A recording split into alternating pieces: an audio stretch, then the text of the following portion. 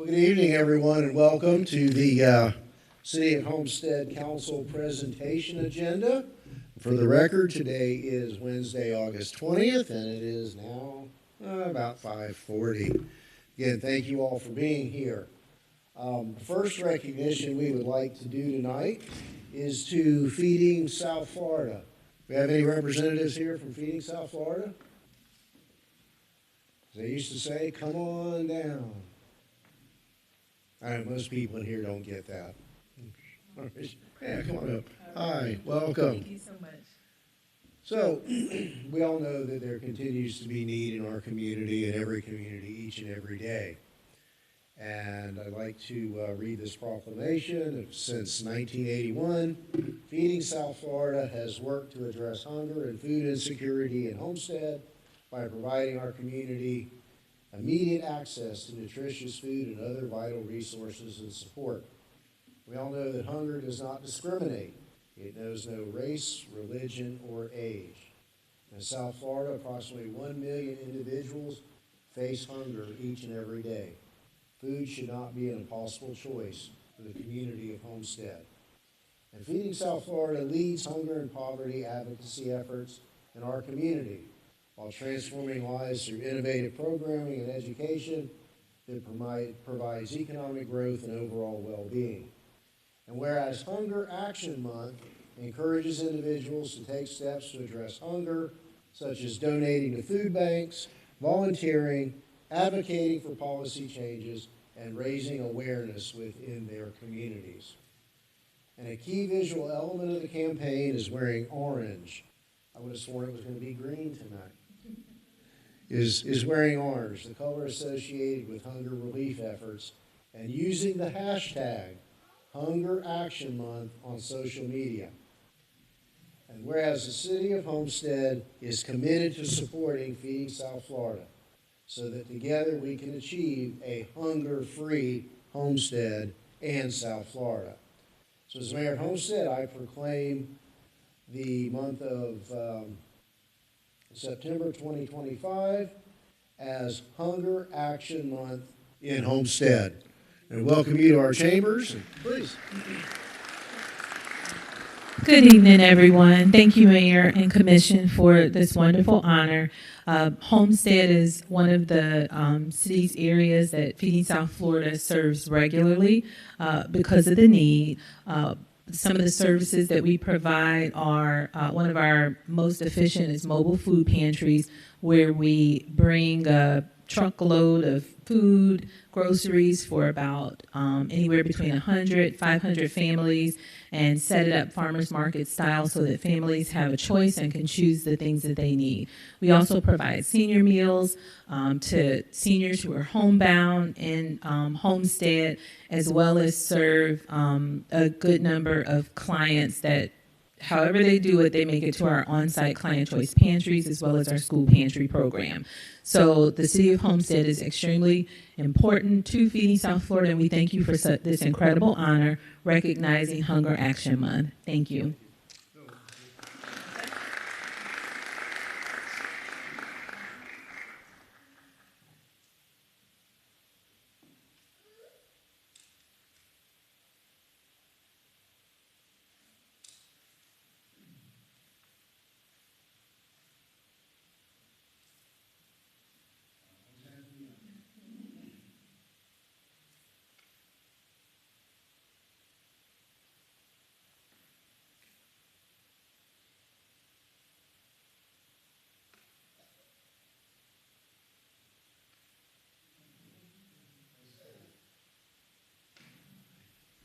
There's still 11 days left this month. Let's don't forget to wear our, not that tall, our orange.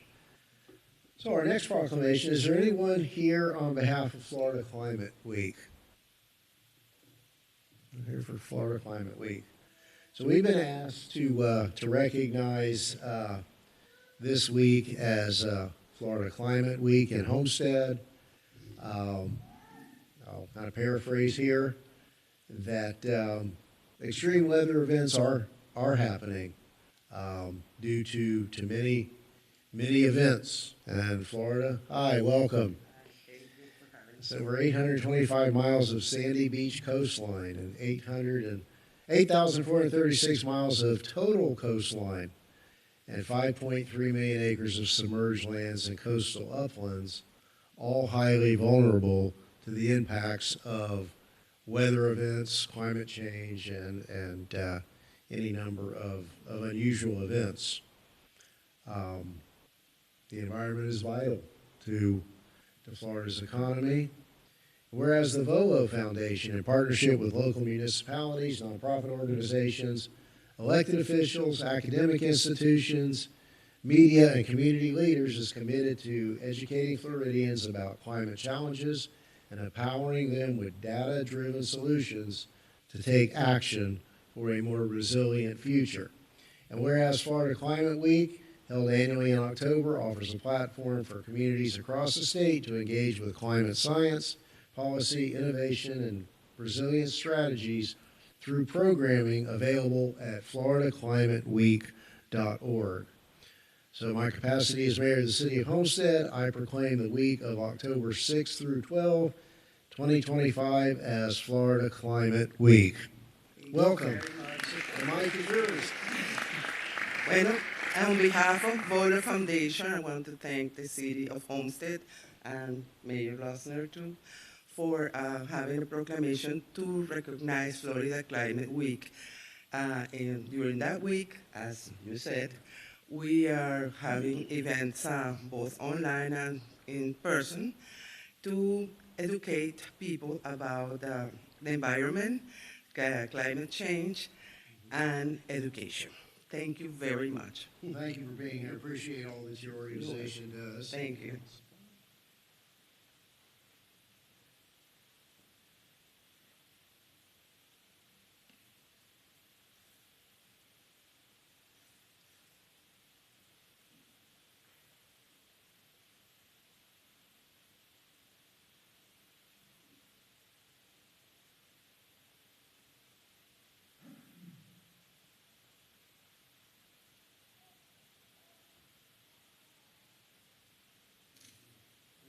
So as I was reading this, I found a typo, so we're gonna fix it. Okay. Resign it, and we'll get it to you. Okay. Thanks again. Thank you for coming tonight.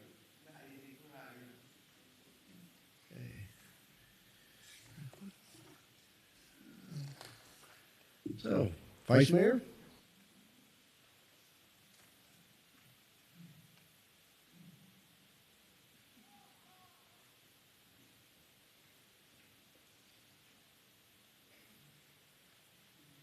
Good evening, everyone.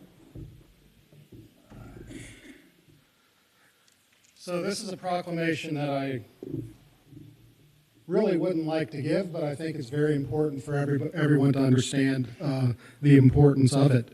And as a survivor, it also is something that's very near and dear to my heart.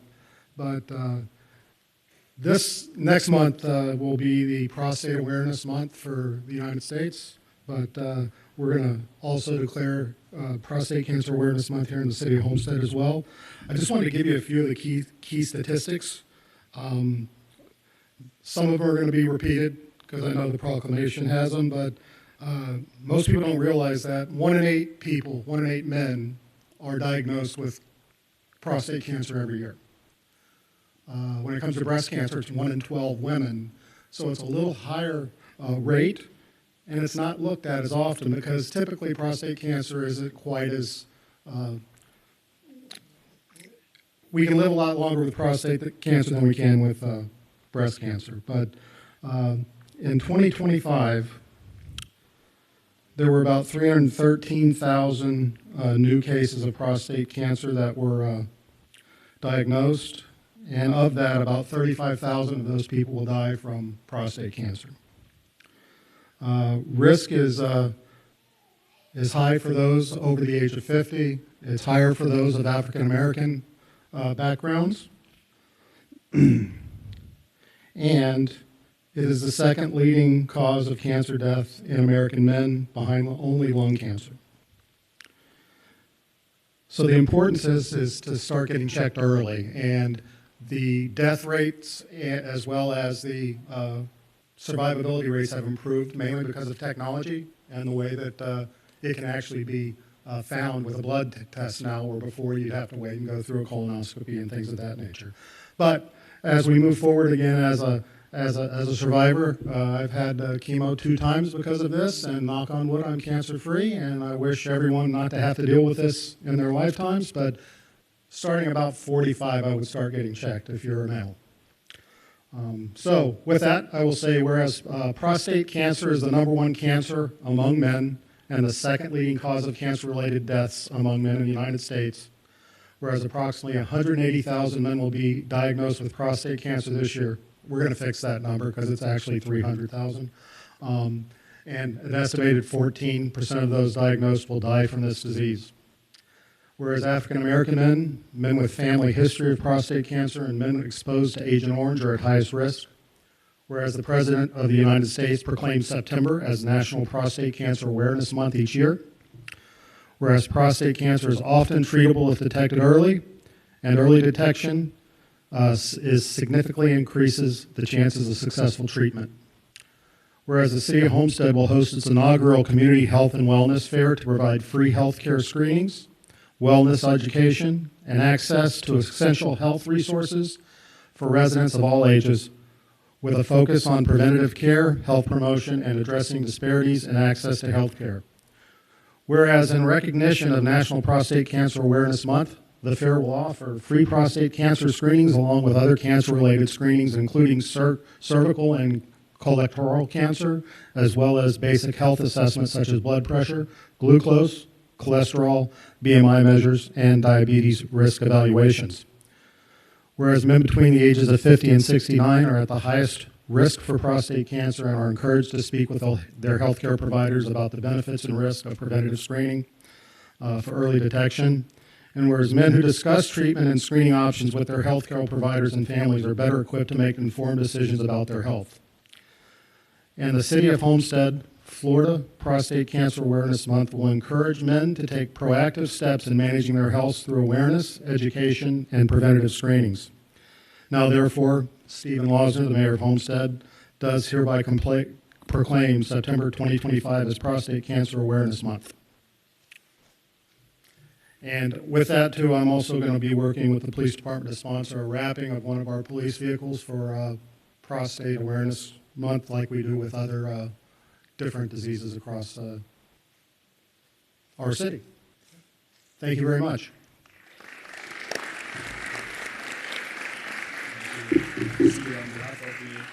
Yes. Let's get in front here. Just 1 second. 1 second. Go ahead. So on behalf of the city administration, and also to support the great initiative of Vice Mayor Sean Fletcher, the month of September will witness a number of events and activities to commemorate the Prostate Cancer Month. Under his leadership, he's going to be leading some of our efforts, and the city is very grateful for this great initiative and will make it permanent in the city. A lot of families are suffering from prostate cancer or other forms of cancer. Like he rightly said, early screening is very key and vital. So I encourage my fellow males, men above the age of 40, actually, if you're African American, above the age of 40, to start getting your PSA on a yearly basis. Thank you.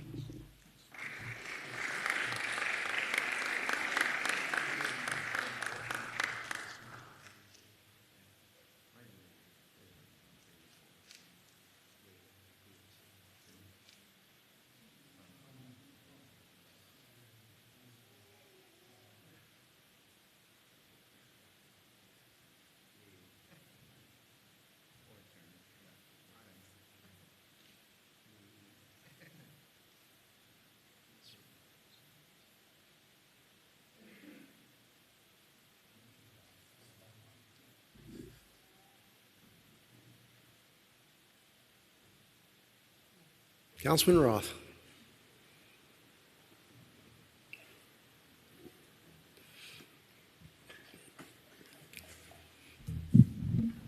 I'm going to take it out of the stand. It makes it easier. I can walk around a little bit, right? So I have the honor tonight to make a proclamation of condolences. And I'd like to bring up Dr. Arthur Green's wife, family, and staff. If you all would join me up here, please. And each of you will have to say something. We'll put you on a 10-second time limit, right?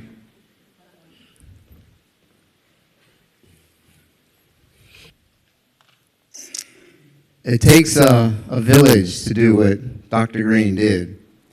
And this is his village. And I wanted them to be a part of this proclamation and this ceremony that we're going to present tonight.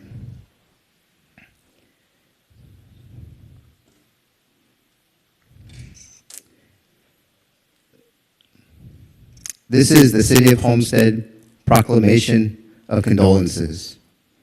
Councilman Larry Roth and the City of Homestead would like to extend our deepest condolences for the loss of the late Dr. Arthur L. Green, most remembered for his contributions in the betterment of our city that will be remembered for years to come.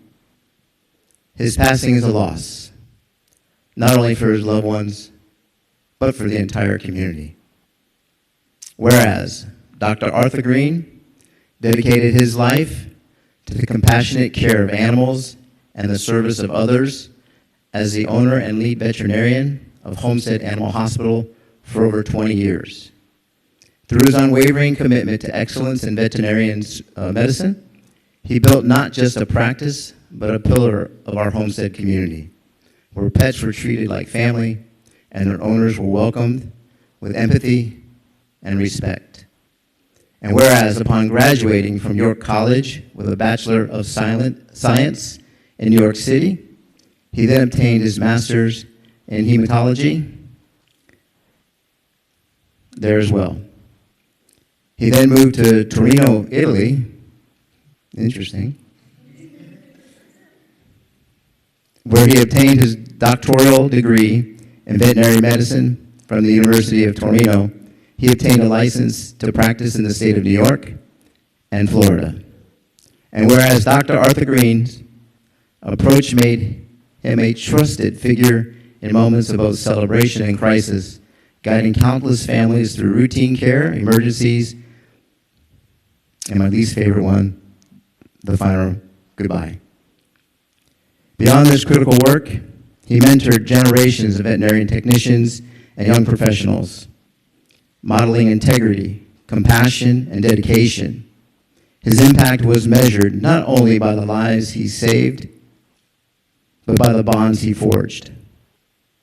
Lasting connections grounded in trust, service, and a deep love people hold for their animals. And whereas Dr. Arthur Green leaves behind a legacy of healing, service, and love that will continue through the lives he touched and the community he helped nurture. Now therefore, Stephen D. Losner, the mayor of the city of Homestead, Florida, does hereby proclaim August 20th, 2025 as a day of remembrance for Dr. Arthur L. Green. In Homestead, he will be greatly missed, but never forgotten. There you go. Thank you.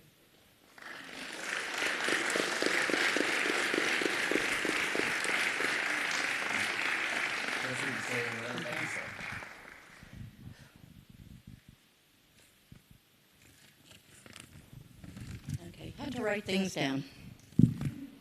I want to thank the mayor and for the entire Homestead City Council for this heartfelt tribute to my husband.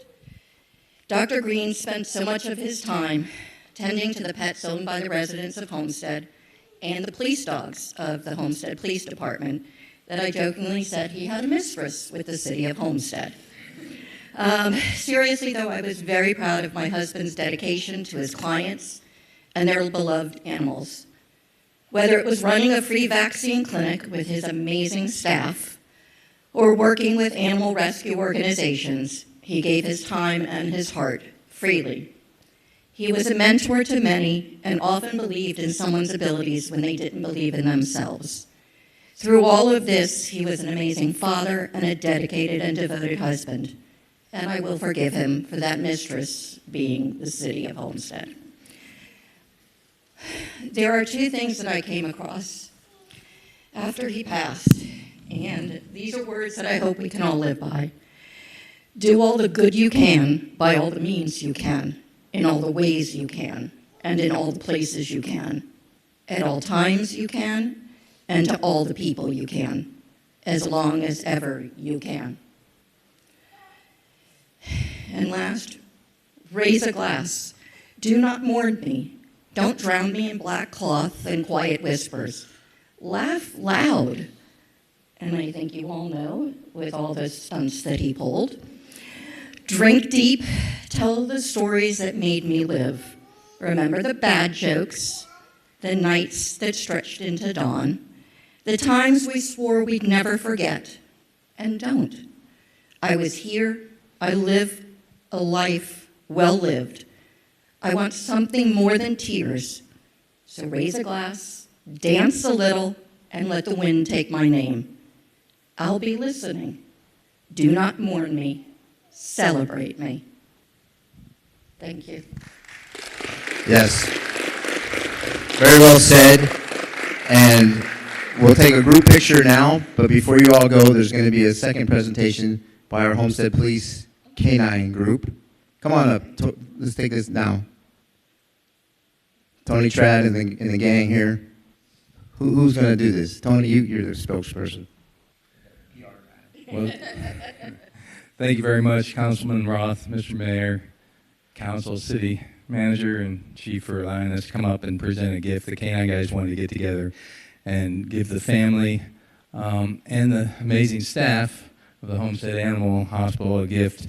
And also wanted to share just some personal thoughts real quick.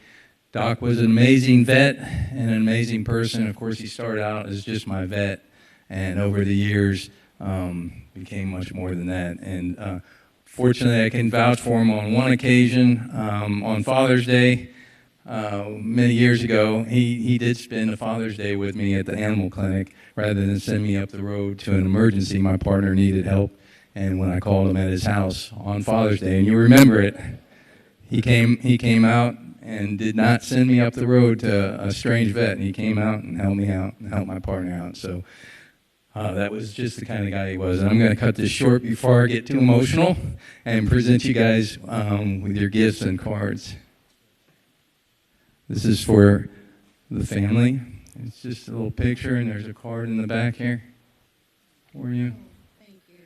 And Zach, this is for the staff with a little card back here too for you guys. And I know his legacy will continue to live in the amazing service that you guys always give us. And it's always comforting to know that when we take our dogs to the Homestead Animal Clinic Hospital, that I think I can speak for these guys, that we're very confident that our dogs are getting the best care. And I know you guys go out of your way with the dedication to us and our partners, and we really appreciate that. And like I said, Doc's legacy will live on through you. So thank you very much. All right, before you go, Tony, guys, we're going to get a picture before you guys go. And I want to invite the mayor and council down as well. Dr. Green was a ever-living asset to the city that we had to leave, had to give up. So we appreciate everything you guys do for us. God bless you all. Thank you for coming, and thank you for allowing us to present him with a proclamation of condolences.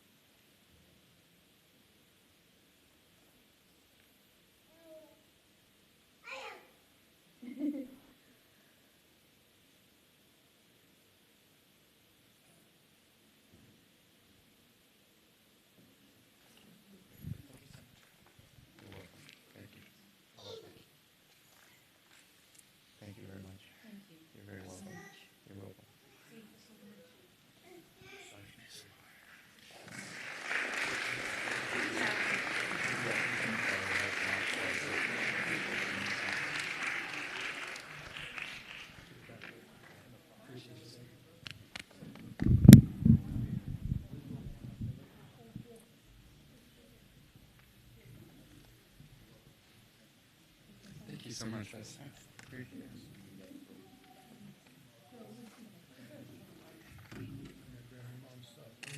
it. And my vision.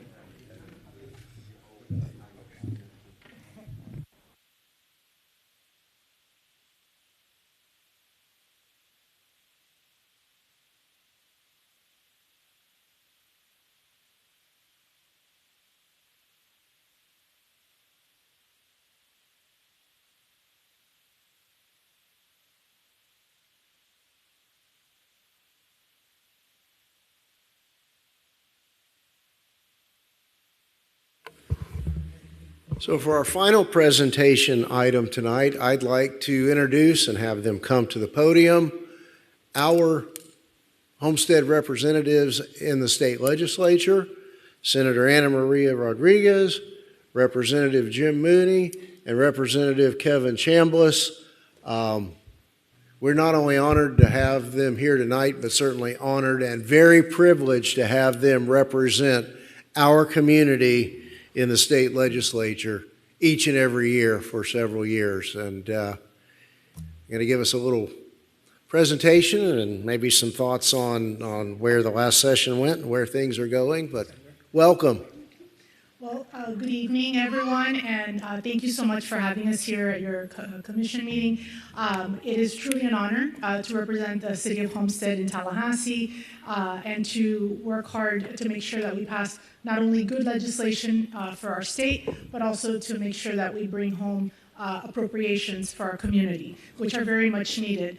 As you all know, it was a very contentious legislative session for a number of reasons, but I think considering the tensions that existed within the chambers and the executive branch, at the end of the day, Homestead prevailed, and we were able to secure two big major projects totaling a little less than $1.3 million, which is very exciting. I think my husband, It sounds like Councilman, Clemente. may have joined the call. Hey. He's visiting his mom, my mother-in-law, who is 91, and he had some difficulty getting back on the flight. So anyway, I'm glad he's on the call. But anyway, point being, just to kind of set the table of how, politically it was a very challenging year. It's never easy to get money from the legislature, as you all know. We've had years where we've attempted and have been unsuccessful for one reason or another. But this year, we really came home with a very significant amount of revenue. And I'm excited that this is just the beginning. I think this is the tip of the iceberg. I think this is right, team? Yes, yes. We're going to be continuing to bring home money for different projects.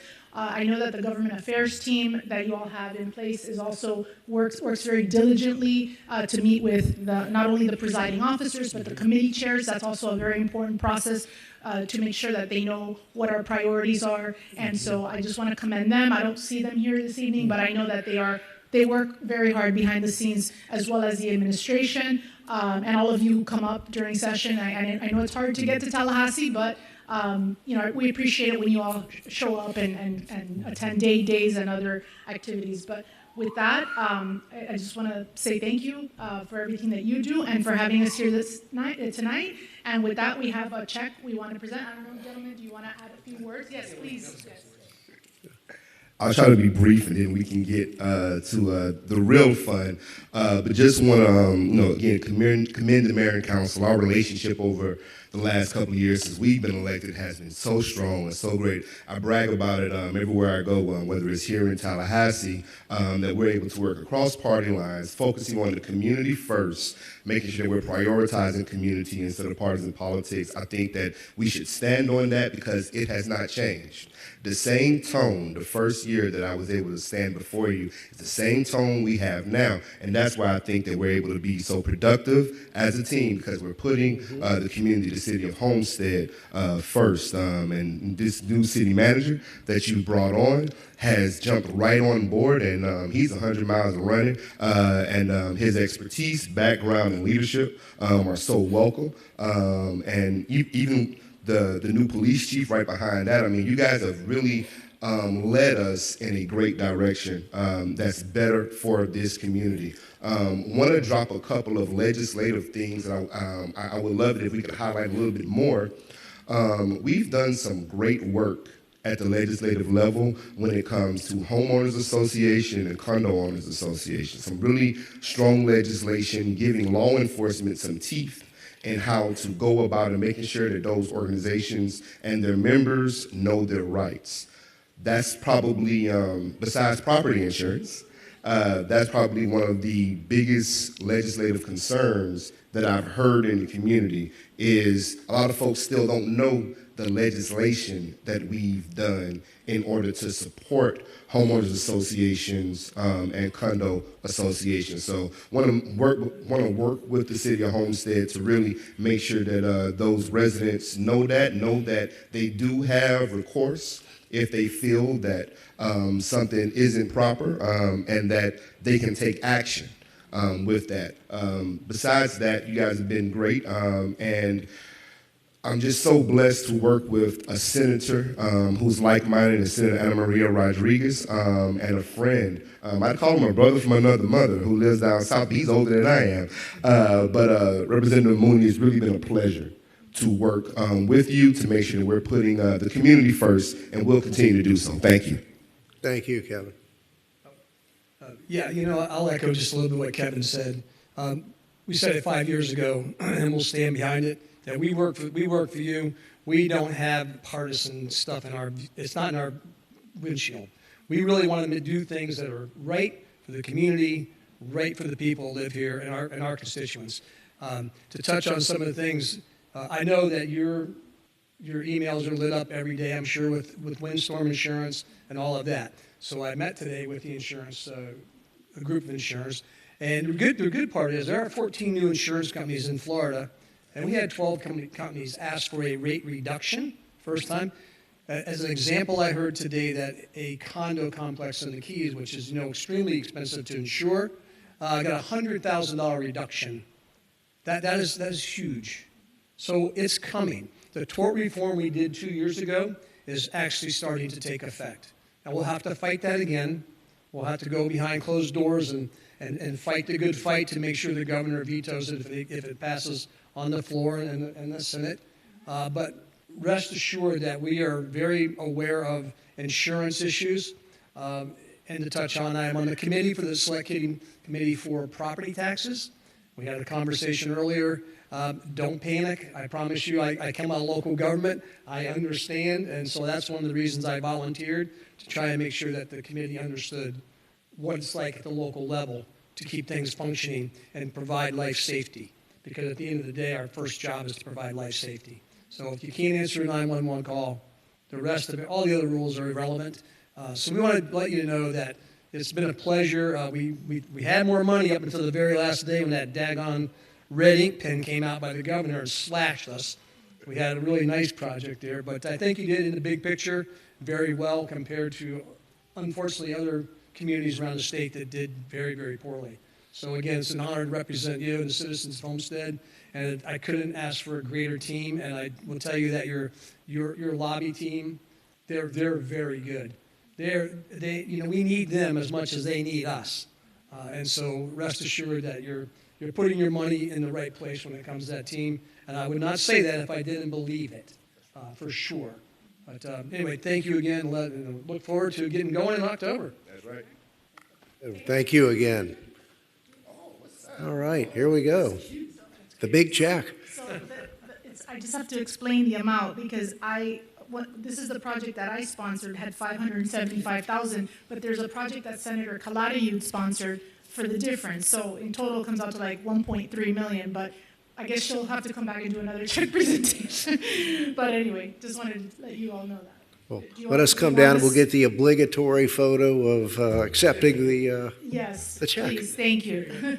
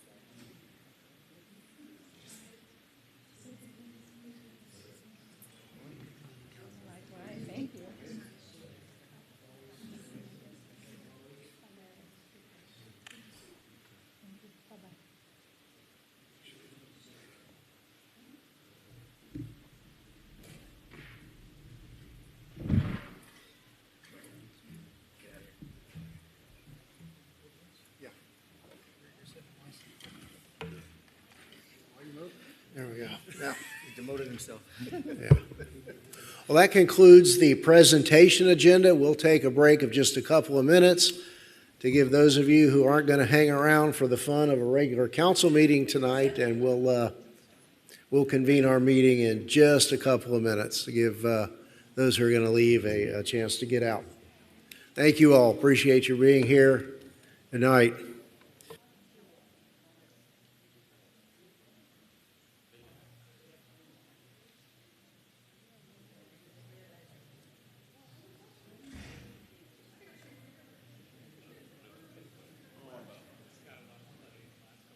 How are you?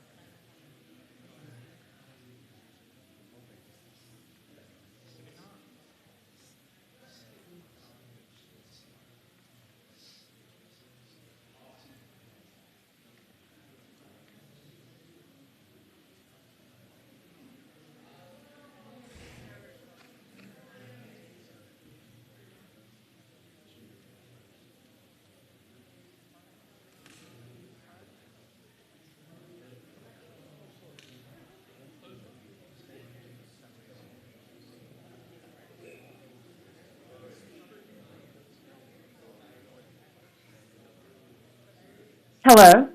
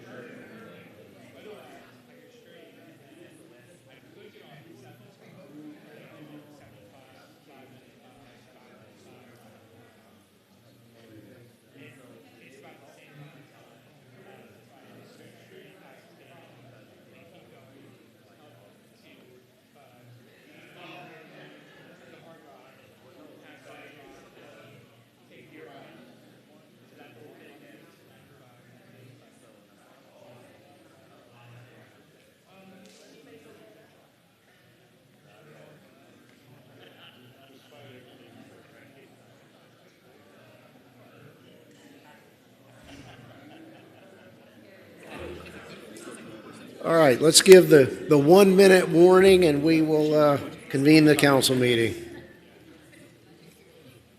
Pick time.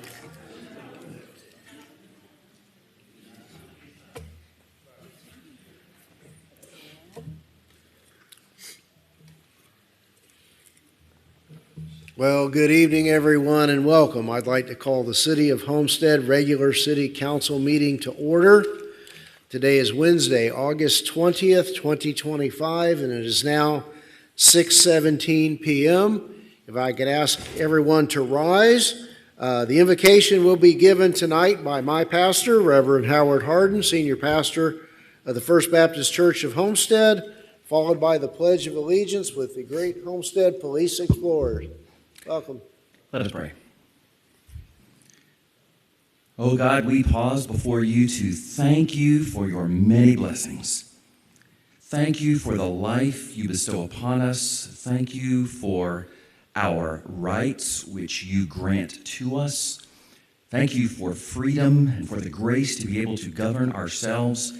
And thank you for the blessing of being able to live in this great city. We pray, oh God, that your hand of protection would be upon our police and first responders and those who keep us safe. We pray especially tonight for our schools which have recently reopened. Would you watch over every student and those who teach them, that every school would foster an environment where children can grow in both knowledge and in wisdom. And we pray for our mayor, our vice mayor, these council members, all who serve in leadership. Oh God, grant them true discernment and help them to embody true servanthood as they place the well-being of this city and the well-being of others even above their own. And would you help them, and would you help us all to remember the words of Micah the prophet, that we would do justly while we love mercy and walk humbly before you. I pray these things in Jesus' name. Amen. Amen. Thank you.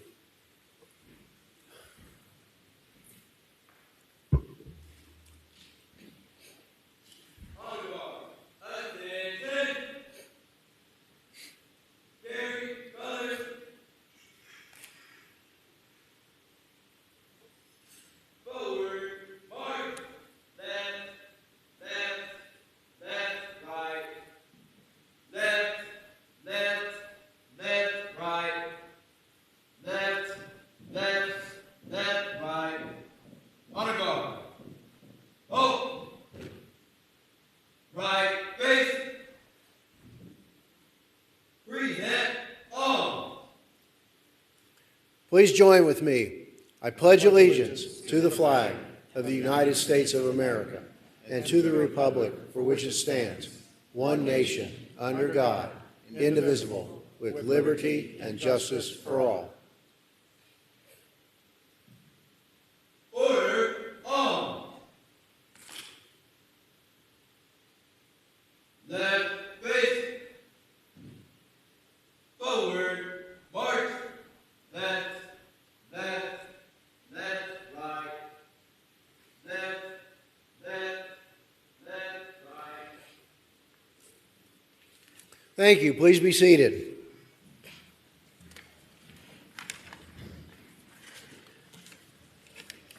Madam Clerk, could we have a roll call, please? Councilman Davis? Here. Councilwoman Bailey? Here. Councilman Cannibal? Councilwoman Avila? Here. Councilman Roth? Here. Vice Mayor Fletcher? Here. Mayor Losner? Here. Okay. We'll now open the floor to public comments. We will take them in the following order. First, those who have pre-registered, then those who are otherwise here in the audience, and closing out with anyone who wishes to make a comment virtually from our online availability. So the first individual who clocked in to speak tonight was Mr. Cardell Hayes. Again, if you could, everyone needs to keep their comments to 3 minutes. Good evening, Mr. Hayes. Good evening. Cardell Hayes, 3910 Northeast 13th. I come to you once again, this time to give you the results, outcome from Black Business Month 2025. That was held on August 8th, right across the street. And let me tell you, it was out of this world. The lead of this, of course, City of Homestead, South Bay Connections, just as we talked about in the month of July. But more importantly, if you have your presentation, I apologize to the audience. We do have copies, we just didn't have enough. But to the council, you'll notice all of our community partners on the second page. It's quite a bit.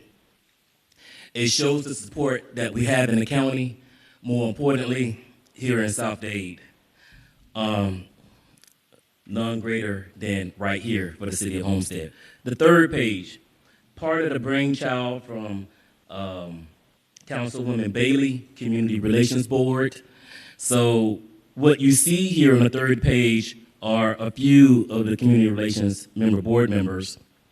And then there was a special presentation to one of the Black-owned businesses here in Homestead. It's called Get Your Roll On Ice Cream. That's run by Tamika Smith. And Omari, I don't know if he's still here, he walked out. He actually did the presentation. And let me tell you, it made everyone feel good that being in the city of Homestead meant something in that moment. And going to the next page, we can't say enough. Pictures, they tell it all. When you see the young man sitting right here and he was just all over the place, I tell you this, don't give him a microphone. This guy, he won't stop. When I tell you, he was jumping off the wall, but he was saying some of the best things ever that's needed for our community, for small businesses in this community, what it takes for economic empowerment in this community. He said it all. I could not have been more proud of he and his team, Leslie, and everyone else. It meant a lot for the CRA to be there and have that presentation to talk about all of the good work that City of Homestead and CRA have. And I'm going to actually say, thank you, Chief Knapp. Thank you for bringing your team over. Councilwoman Bailey, you remember Trina Harris, the Coral Gardens, effort program, and go figure, the conversation came up, and the young lady, what's her name, Gabby? Captain Lau. She did a great conversation with Trina Harris in regards to what is necessary for the city of Homestead. So thank you for that, Chief Knapp. And we can't say enough, that final picture is pretty much the family, right? When I say family, literally everyone that's a part of what we do, the community, and dare I say this, my grandson is in this picture, right? I'm gonna hold this up. I know everybody can't see that. And yes, I do have a grandson. And then, of course, we leave the CRA with the businesses that were participating for this presentation, for that event. One of the things I want to say is the work that our team that we did. We worked as a team. It meant everything to have the results that came the way they came out. So I can't say enough because it took this. We did this last year. It took this council to give us, South Dade Connections, that support and platform to do it, and we did it. So I want to thank you guys again. I actually want to ask a special request on this because we like to continue the good work in the community and the programs that we do. So we definitely want to ask for a special request of additional funding to support our programming through the rest of the year. So that's something that I could do on a sidebar case and see how we can work that out. So thank you again. Thank you. Absolutely. Appreciate it. Thank you. All right.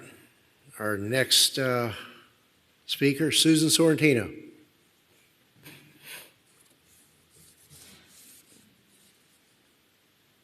Welcome back. Hi. All right.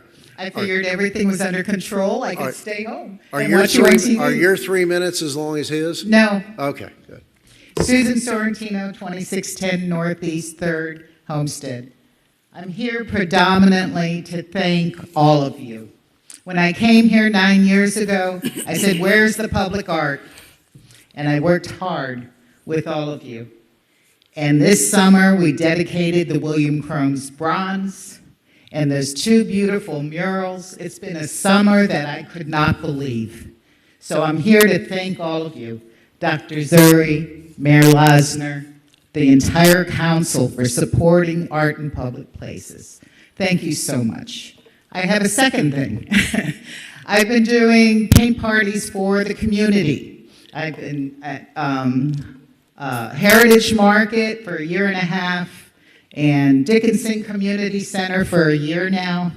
Cybrarium twice a month for a year now. And I know you're working on your budgets. So I'm here to appeal to all of you to be generous with public funding for the arts. That's what I'm asking. I pulled up my numbers. In a year and a half, I have had 1,000 people sitting in front of me learning about art. Today, over at Dickinson, we painted Pablo Picasso's Weeping Woman, and it was amazing. You can go on my Facebook page and see what they did. We'll be doing Salvador Dali next month. I want to thank Parks and Recreation for supporting not only the art in public places with the details of getting all those things dedicated, but also their support over at Dickinson. They've been really wonderful. I go there and I get to teach. They help me. And I think that you can afford more than one a month. I was honored to be asked to teach the 8 and 10-year-olds that were there for summer camp. And I had 24 8 and 10-year-olds painting ice cream, and we had a blast. And I understand that there might be an after-school program going forward. And let's continue the art awareness and the cultural awareness for our children. With 1,000 adults that sat in front of me in the past year and a half, just realize we don't even get 1,000 people voting every year. The community is speaking out. And in Cybrarium, in July, we had a special event, and it was going to be 30 people, and it ended up being 54. So they need your support too. Thank you very much. Thank you, Susan. Everybody. Thank you. All right, next up we have, is it Elmer Molina?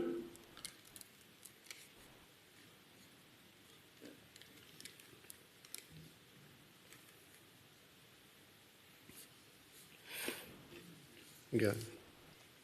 Welcome. Hi. Good evening. Elmer Molina. I'm representing Southern Homestead Soccer Academy. We're here to say thank you because our past season 24-25 was a blessing for us. Due to your support, we were able to get Harrisfield, and our kids had a blast. Due to Harrisfield, we have a state champion team here. It's our U13 team.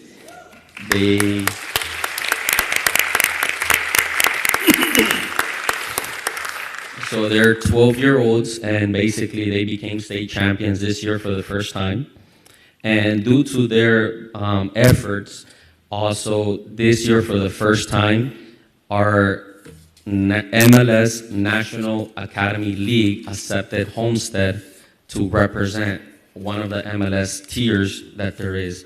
So starting this year, our academy will be part of the MLS League partnership with them, and we will be representing. And basically, due to that, we're here because even though we have one field already, we will be needing more fields, and basically, we are growing. The academy is basically giving it everything for the city, and one thing that we want to say is that we have a special recognition to Park and Recreation, to Pedro. Pedro has been excellent with us.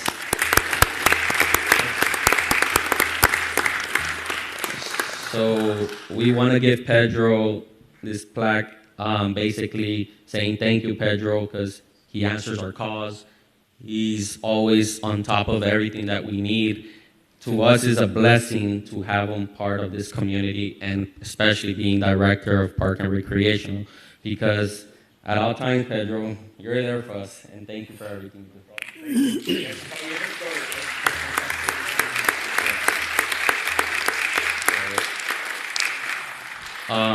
The CEO of Southern Homestead wasn't able to come today, but he sent his wife, and she wants to say a couple words. Welcome. Everything. My husband is not here, but I get emotional because before, long time, years ago, we don't have places for the kids, a place for the kids.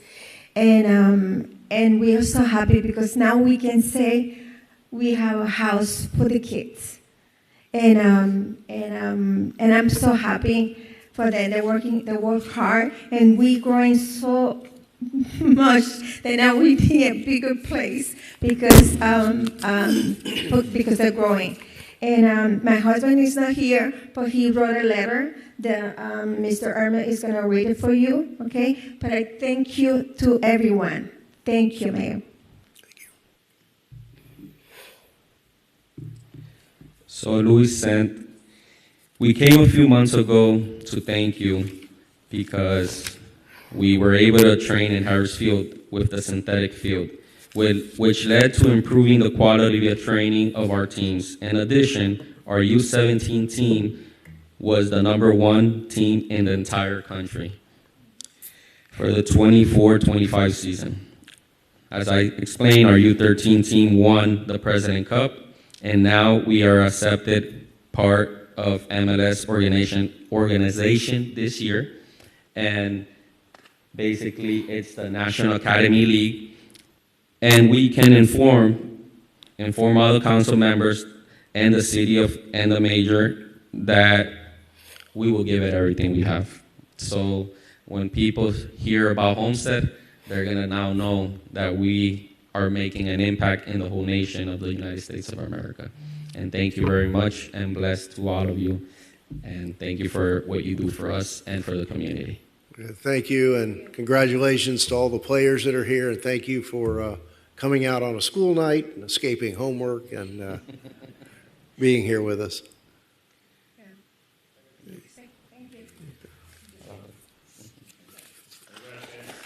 Okay.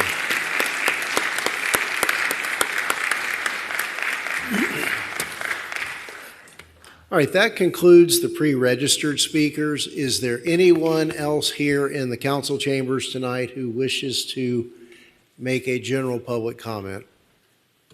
Anyone here wishing to make any further comment? Do we have anyone online? Very good. So we will close that portion of the agenda. Mr. Manager, do we have any additions, deletions, or deferrals this evening? Mr. Mayor and Council, there are no additions, deletions, or withdrawals. Very good, thank you. All right, so we'll move on to item 6, tab 2A through D, the consent agenda, and I'll entertain a motion for approval. Moved by Councilman Roth. Second by Councilwoman Bailey. Are there any questions or comments on the consent agenda? Hearing none, all in favor? Aye. Any opposed? All right. Mr. White, you're on. Yes, please be advised the following items on the agenda are quasi-judicial in nature. If you wish to comment upon any of these items, please indicate the item number you would like to address when the announcement regarding the quasi-judicial item is made. An opportunity for persons to speak on each item will be made available after the applicant and staff have made their presentations on each item. Swearing in, all testimony, including public testimony and evidence, will be made under oath or affirmation. Additionally, each person who gives testimony may be subject to cross-examination. If you do not wish to either be cross-examined or sworn, your testimony will be given its due weight. The general public will not be permitted to cross-examine witnesses, but the public may request the council to ask questions of staff or witnesses on their behalf. Full agenda packet on each item is hereby entered into the record. Persons representing organizations must present evidence of their authority to speak for the organization, and further details of the quasi-judicial procedures may be obtained from the clerk. In accordance with Code Section 2-590, any lobbyist must register before addressing the council on any of the following items. At this time, council members must disclose any ex parte communications concerning any items on this evening's quasi-judicial agenda. Any disclosures? Yes. Yes, Councilman. 3, 4, and 5. We're all disclosing 3, 4, and 5, and I believe that's it for the quasi-judicial. So at this time, I'd ask anyone in the audience who's wishing to speak on any of the quasi-judicial items this evening to please stand, raise your right hand to be sworn in by the clerk. Do you hereby swear or affirm to tell the truth and nothing but the truth, so help me God? Thank you. You may be seated. Tabs 3, Tab 4, and Tab 5 are all connected to the same project, Mr. Mayor, Council. Tab 3 is Public Hearing 2024-42. It's the site plan. The 2024-44, Tab 4 item is the corresponding tentative plat application. And then the Tab 5, 2024-43 is a variance request that goes. I can introduce each one of those. You could collectively have a public hearing discussion and then take a separate vote on each one of those items. Let's proceed in that fashion. Thank you. So tab 3 is a resolution of the City of Homestead, Florida granting site plan approval as requested by Lucy Street 328 LLC for the development of a new residential subdivision totaling 85 townhome dwelling units on an approximately 6.5 acre parcel of land, generally located north of Lucy Street, east of Southwest 14th Avenue, south of Southwest 6th Street, as legally described in Exhibit A and providing for an effective date. Tab 4, card number 4661, is a resolution of the City of Homestead, Florida granting tentative plat approval as requested by Lucy Street 328 LLC for the development of a new residential subdivision totaling 85 townhome dwelling units on an approximately 6.5 acre parcel of land, generally located north of Lucy Street, east of Southwest 14th Avenue, south of Southwest 6th Street, as legally described in Exhibit A and providing for an effective date. And finally, card number 4662, Public Hearing 2024-43. It's a resolution of the City of Homestead, Florida granting a variance request as requested by Lucy Street 328 LLC from Section 30-396.62 subareas of the City Code of Ordinances to permit a front setback of 5 feet where a minimum of 10 feet is required for the development of 85 townhomes dwelling units on an approximately 6.5 acre of land located north of Lucy Street, east of Southwest 14th Avenue, south of 6 West Street, as legally described in Exhibit A and providing for an effective date. Thank you, Mr. White. Is there any objection from council to waiving the staff report, and let's go directly to the applicant's presentation? We'll go with that. Good evening, welcome. Hi. Good evening, Mayor, Council. It's a pleasure to be before you this evening. Maritza Hara with offices at 200 South Biscayne Boulevard, here on behalf of the property owner, Lucy Street 328 LLC. We have a brief presentation.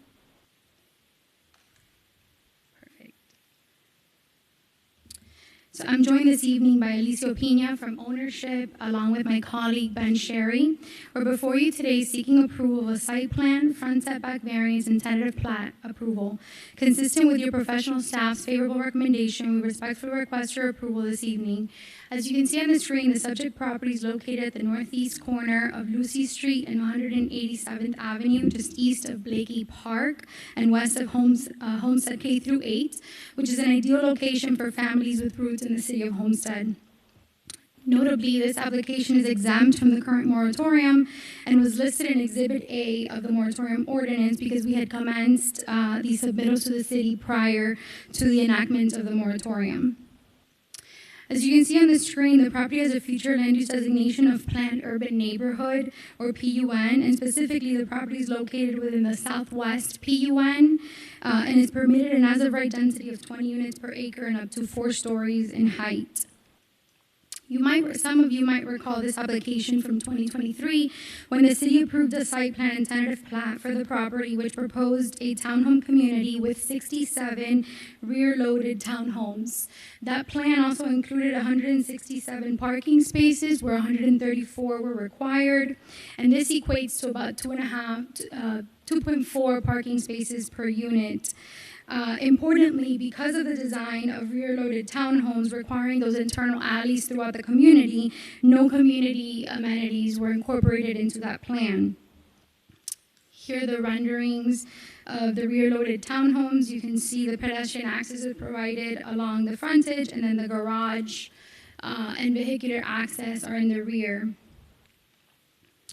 The proposed site plan before you this evening proposes 85 townhomes, which is a density of 13 units per acre, whereas the Southwest PUN would allow up to 20 units per acre. So the intent here is not to maximize density, but rather to provide a site plan that, one, is buildable, and two, includes community amenities, which we find is a win-win. The development program also includes 271 parking spaces, which is about 3 parking spaces per unit, including 16 guest parking spaces. This is significantly more than the prior plan. And most notably, the plan provides for community amenities, including a small pocket park and picnic area on the west side of the community, and a larger park at the heart of the community, inclusive of a gazebo and a playground and an American flag pole. We can see this area being used for community gatherings and holiday celebrations, such as the 4th of July. So these are the new proposed renderings. The facades provide stucco reveals mimicking wood and articulated garage doors with contemporary light fixtures. As you can see, the buildings boast steeply pitched roof lines and lush, Florida-friendly landscaping. This is a close-up. And so the requests before you are the site plan approval, a minor front setback variance, and tentative plat. And I'll show now some details on that variance. The front setback variance is not for the individual fee simple lots. It's for the frontage along Lucy Street. Essentially, it's the distance between the rear yard of the lots and the community's property boundary.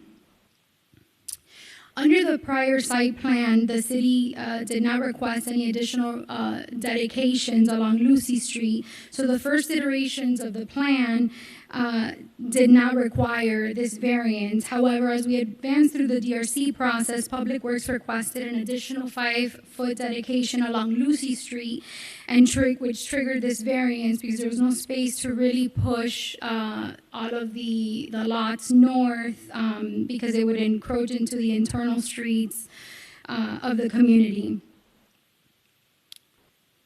So we are also proffering a declaration of restrictions. Number one, we're committing to limiting the density to the 85 units.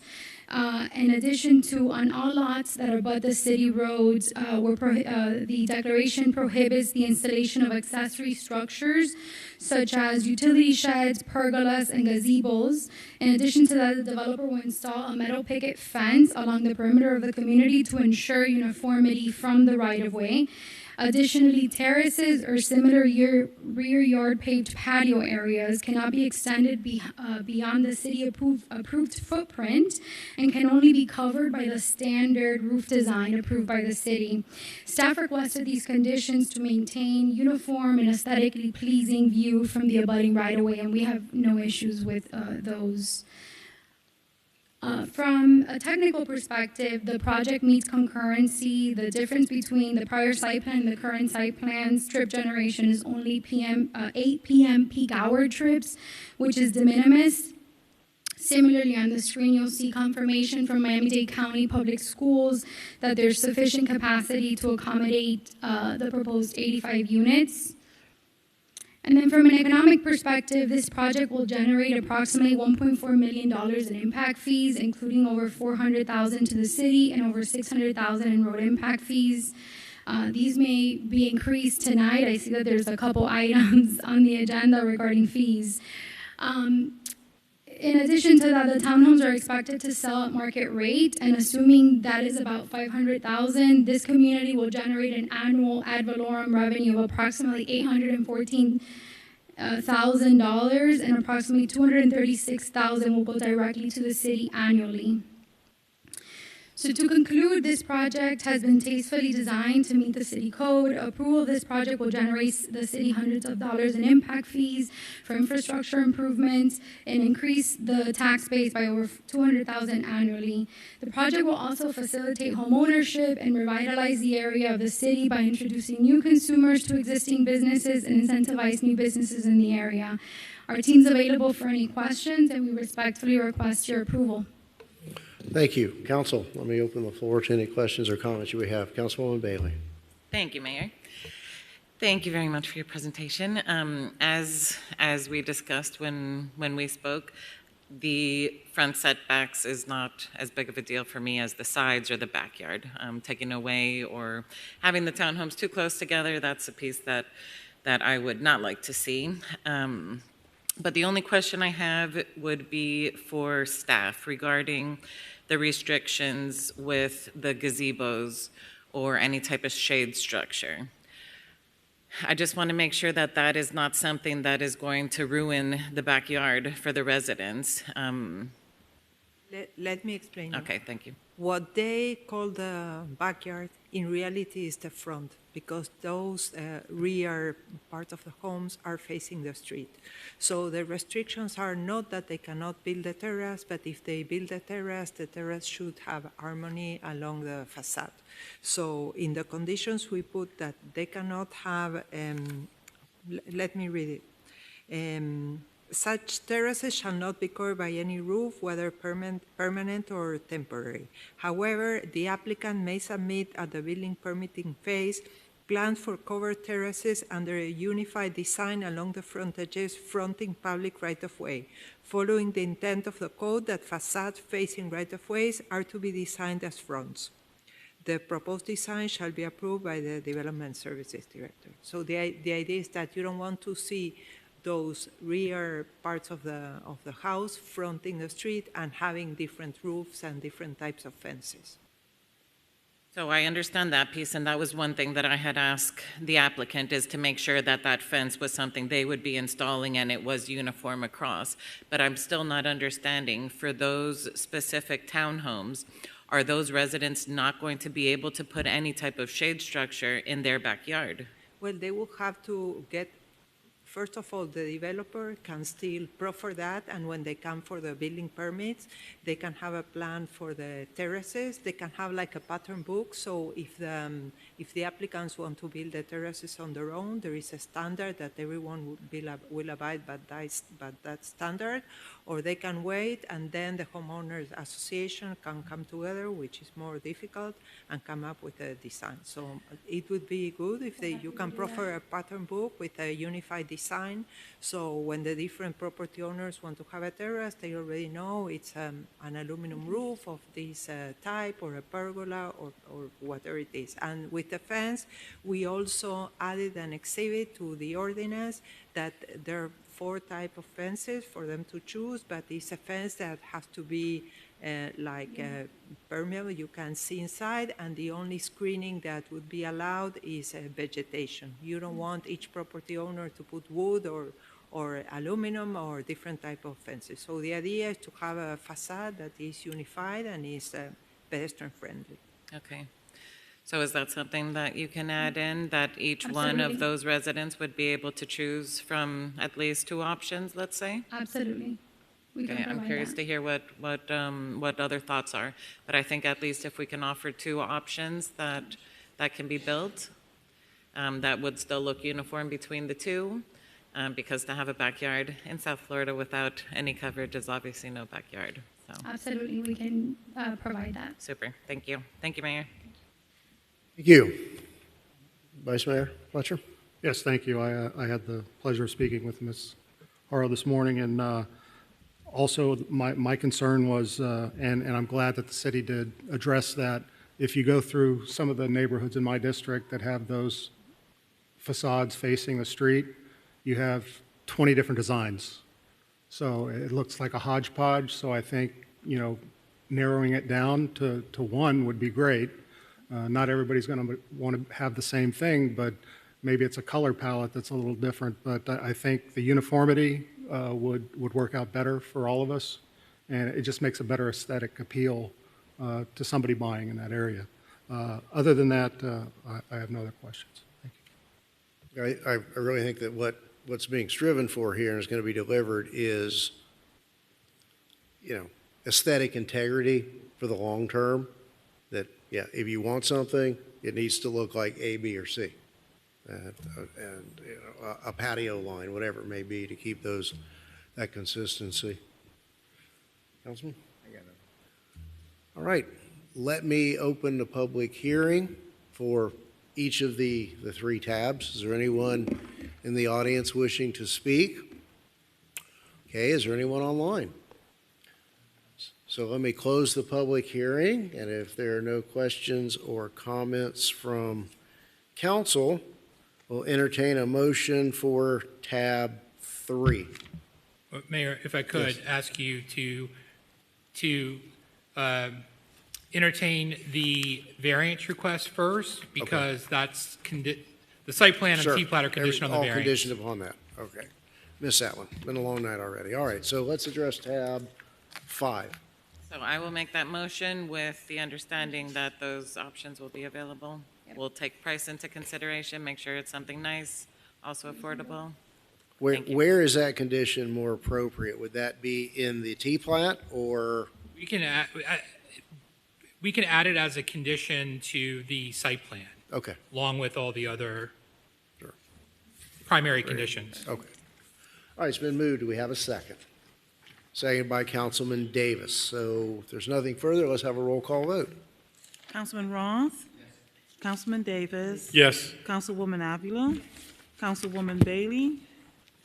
Vice Mayor Fletcher? Yes. Mayor Losner? Yes. The motion carries. Now back to tab 3 for the site plan approval. Do we have a motion for site plan approval? Move with the conditions requested and as proffered by the applicant here tonight. All right, and seconded by Councilman Roth. Is there anyone in the audience wishing to speak on tab 3? Not online? Nope. So we'll close the public hearing and ask for a roll call vote. Tab 3. Councilman Roth? Yes. Councilwoman Bailey? Yes. Councilman Davis? Yes. Councilwoman Avila? Vice Mayor Fletcher? Yes. Mayor Losner? Yes. The motion carries. And now tab 4. Who would like to move tab 4? Moved by Councilman Roth. Seconded by, is that Bailey? Councilwoman Bailey. Let's see if there's any public comment on tab 4. Is there anyone in the audience? No one online. We'll close the public hearing. And, of course, I guess implicit in this, where appropriate, are the conditions imposed by staff as well as those proffered tonight. So we'll have a roll call vote on tab 4. Councilwoman Avila? Yes. Councilwoman Bailey? Yes. Councilman Roth? Yes. Councilman Davis? Yes. Vice Mayor Fletcher? Yes. Mayor Losner? Yes. The motion carries. Thank you. Thank you. Have a good Thanks evening. for coming down. All right, moving on to tab 6. Mr. White. Tab 6 is a resolution of the City of Homestead, Florida, granting a waiver of plat for the division of property totaling approximately 2.429 acres, generally located at 700 North Homestead Boulevard, as legally described in Exhibit A, and providing for an effective date. Good. Is there, it's been moved by Councilman Roth, second by Vice Mayor Fletcher. Is there anything that staff wishes to briefly point out for the record? Otherwise, we'll waive the reading of the staff report. Okay? Oh. Well, the waiver of plat is a lengthy process with, The waiver of plat is a lengthy process with the county, so although we don't have the survey ready, we're getting everything together to submit in September. That is the date when they open that for submittal. Very good. To hopefully have it before the closing. Because like Flanagan's, the word fast also starts with the letter F. All right, so it's been moved and seconded. Do we have any public comment on the waiver of plat to move the Flanagan's project forward? Hearing none, no one online? Close the public hearing and ask for a roll call vote on tab 6. Councilwoman Bailey? Councilwoman Avila? Yes. Councilman Roth? Yes. Councilman Davis? Yes. Vice Mayor Fletcher? Yes. Mayor Losner? Yes. Motion carries. And moving on to tab 7, Mr. Pearl, is this you? Yes, this concludes your quasi-judicial items. Moving on to your legislative items. Card number 4696 is the first reading of an ordinance of the City of Homestead, Florida, amending the City Code of Ordinances by amending Chapter 6, Building and Building Regulations, Article 3, Permits, Division 2, Fees, Section 651, Refunds, Time Limitations, Relocation, etc., to modify refund amounts related to building permit fees, Section 6-52, Building Permit and Related Fees, to modify and incorporate the building permit and inspection fee schedule into the code, Section 6-53, Fines against contractors during unpermitted construction, clarifying conditions related to issuance of building permits, and Section 6-54, Fees for Motorsports Complex, to remove and delete building permit fee waivers, providing for conflicts, providing for severability, and providing for an effective date. This is first reading. Thank you, sir. All right. Any questions or comments from council on tab 7? All right, let's see if there's any public comment. Anyone online? Anyone in the audience wishing to speak on tab 7? A long overdue amendment. I understand it's been at least 10 years since these issues have been addressed. So hearing none, do we have a motion by Councilman Roth? Second by Councilman Davis. Let's have a roll call vote. Councilman Roth? Yes. Councilwoman Bailey? Yes. Councilwoman Avila? Councilman Davis? Yes. Vice Mayor Fletcher? Yes. Mayor Losner? Yes. The motion carries. Thank you. Moving on to tab 8. Yes, tab 8, card number 4697 is the first reading of an ordinance of the City of Homestead, Florida, amending the City Code of Ordinances by amending Chapter 16, Local Business Taxes and Business Regulations, Article 2, Local Business Tax Receipts, Section 1639, Local Business Tax Receipt Inspection, Required Inspection Fee, to modify and incorporate the established inspection fee schedule, providing for conflict, severability, and providing for an effective date. This is first reading. Thank you. Any questions or comments from council? Again, on this long overdue housekeeping. Yes, Councilwoman. This is on tab 8, right? Yes, on the local business tax? Right. Okay, thank you, Mayor. So during our briefing, we had discussion regarding the fee for the zoning and that there was clarification that the fee that's listed as zoning inspection and reinspection would be inclusive of the MPE inspections, the mechanical, plumbing, and electrical. So whereas currently that's being collected at, I believe the rate was 105, that this new inspection would be encompassing of all those and pay one price. Yes. And then I did ask for consideration for perhaps a slightly lower fee because in addition to paying these inspections, you also pay for your final submittal of your application for approval to get your BTR. So instead of going from 105 to 250, which is more than doubling, could there be a lower price adjustment for the benefit of the, the business, applicant owner trying to open up the business? So was there additional consideration that we can review tonight? Councilwoman, I'd like to defer to the manager. So, Mayor and Council, for us to get to where we are today, we had the consultant, Barry Dunn, conduct what we consider best practices amongst all the cities before they gave us a threshold recommendation. So I'm going to ask the consultant to opine whether the reduction will materially affect the city's ability to render the services we need to render, especially with respect to if there is need for multiple inspections.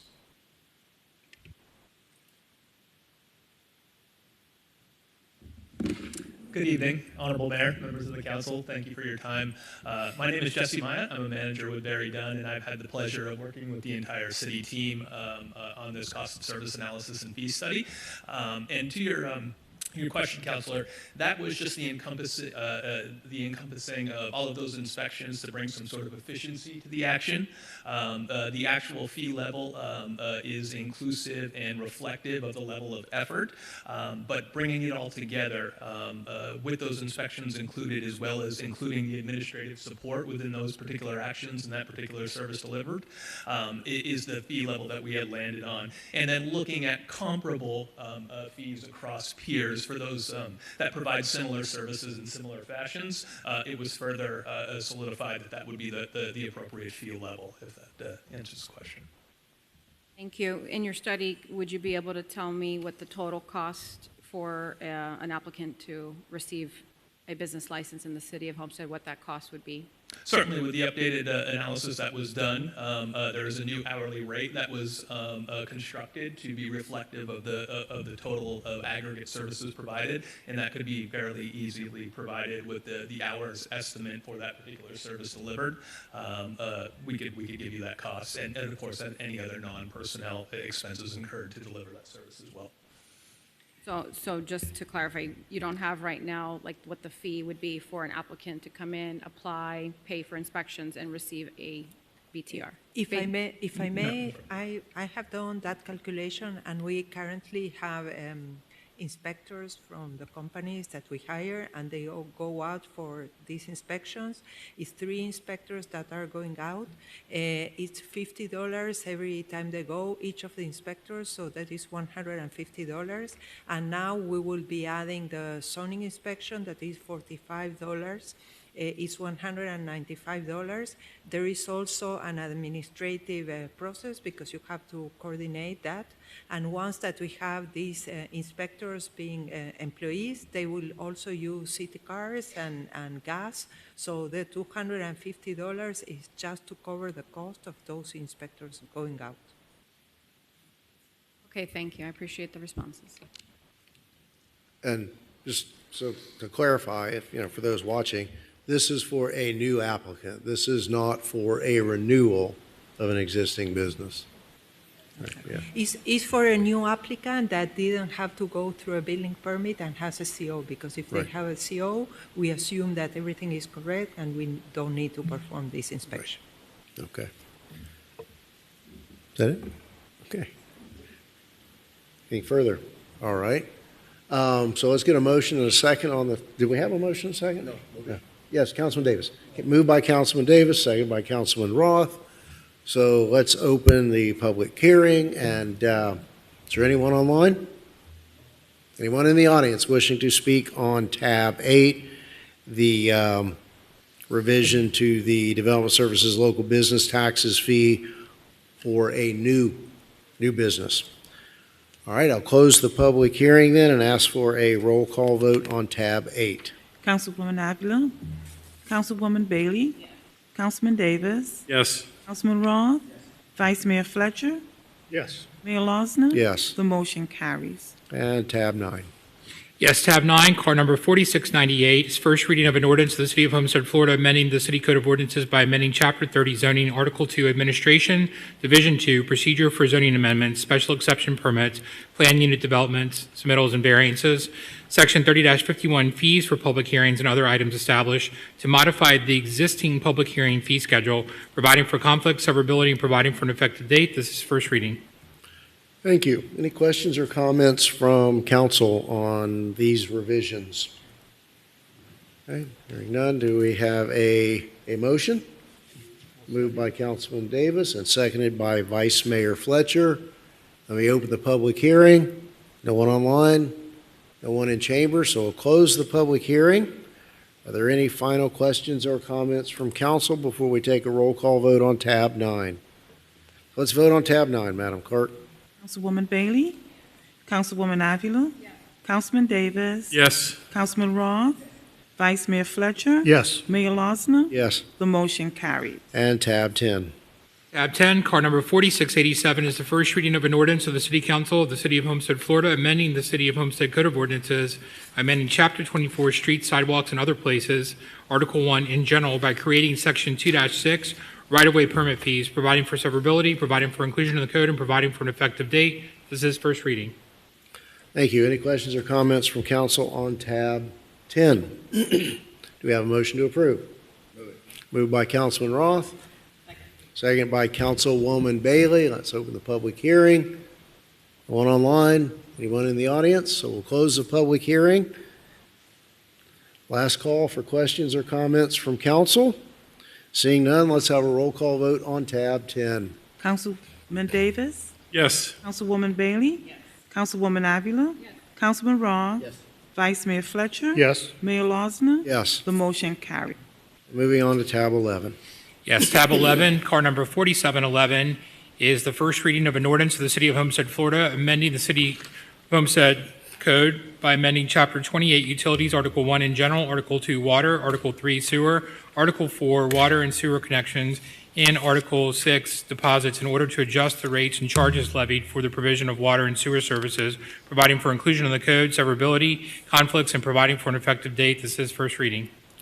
Thank you. Any questions or comments from council on tab 11? Motion or comments? All right, so let's get a motion and a second on the floor. Moved by the Vice Mayor. Second by Councilman Davis. So, is there anyone online or in the audience wishing to speak on tab 11? Nope. close the public hearing. Last opportunity for council to be heard on tab 11. Going once, going twice. Roll call, Madam Clerk. Councilman Roth? Yes. Councilwoman Bailey? Councilwoman Avila? Councilman Davis? Yes. Vice Mayor Fletcher? Yes. Mayor Losner? Yes. The motion carries. And changing the pace a little bit, tab 12. Yes, Mayor. Tab 12. 12 and 13 together? Yes. Yes. So tab 12 is a resolution of the City of Homestead, Florida, expressing support for the expansion of the Palm Gate Community Development District, aggregately encompassing approximately 89.25 acres, more or less, having external boundaries as depicted and legally described in Exhibit A, approving such action by Miami-Dade County Board of County Commissioners, providing for transmittal by the city clerk, providing for the adoption of representations, and providing for an effective date.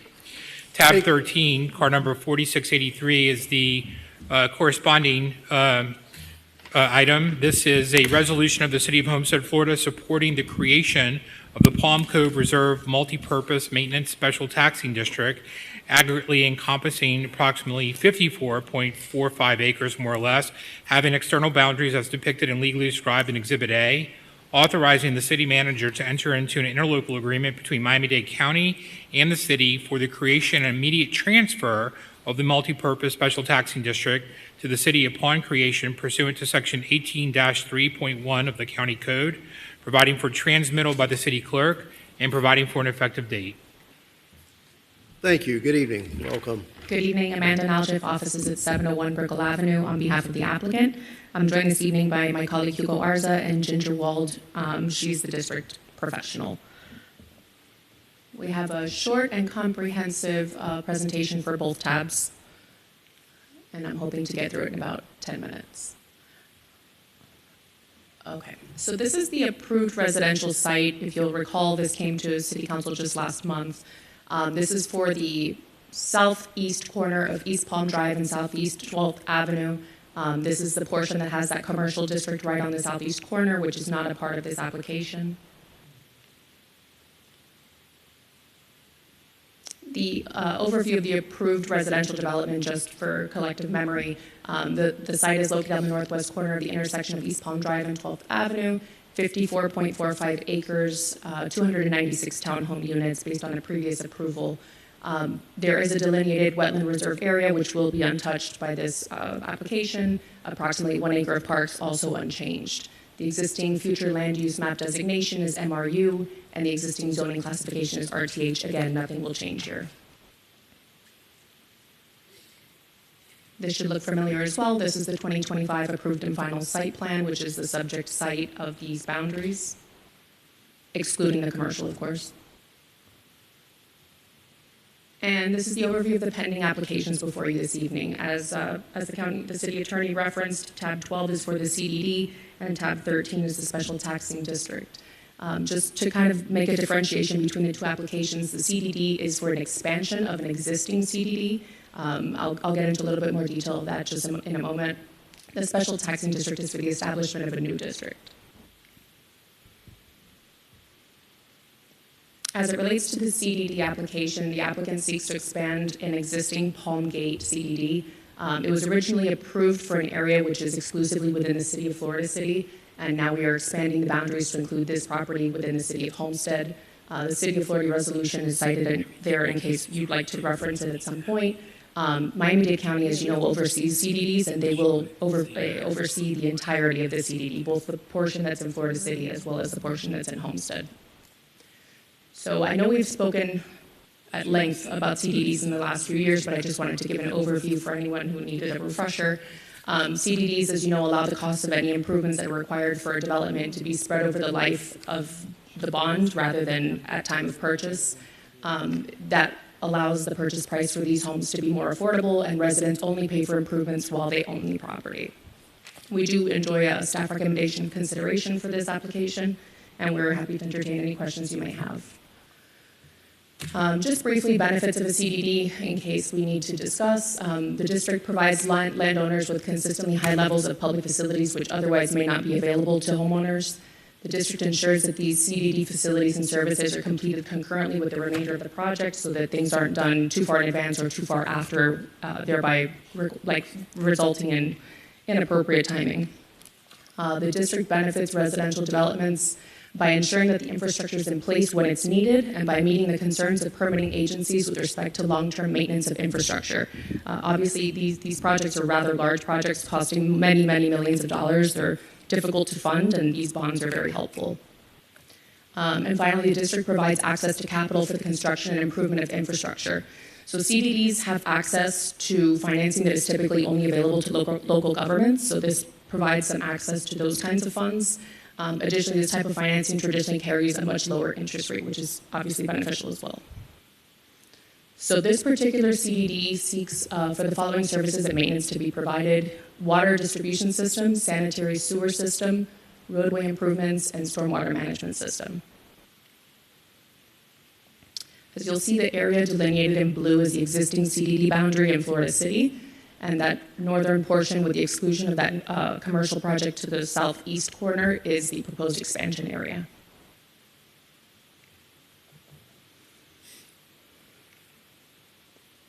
As I mentioned, we do have a staff recommendation of consideration for this resolution in support of the county petition. Moving on to tab 13, the special taxing district. The applicant seeks to establish a brand new special taxing district called Palm Gate Reserve Special Taxing District. It is a multi-purpose maintenance and street lighting district, and it will remain dormant, which means that the service would only commence in the event that a CDD fails, and the CDD typically will only fail if the HOA also fails. So really, it's a fail-safe to the city and to the community. This is also a Miami-Dade County plating requirement that will need to be completed in order to proceed with final plat. We have a staff recommendation of consideration for this item as well.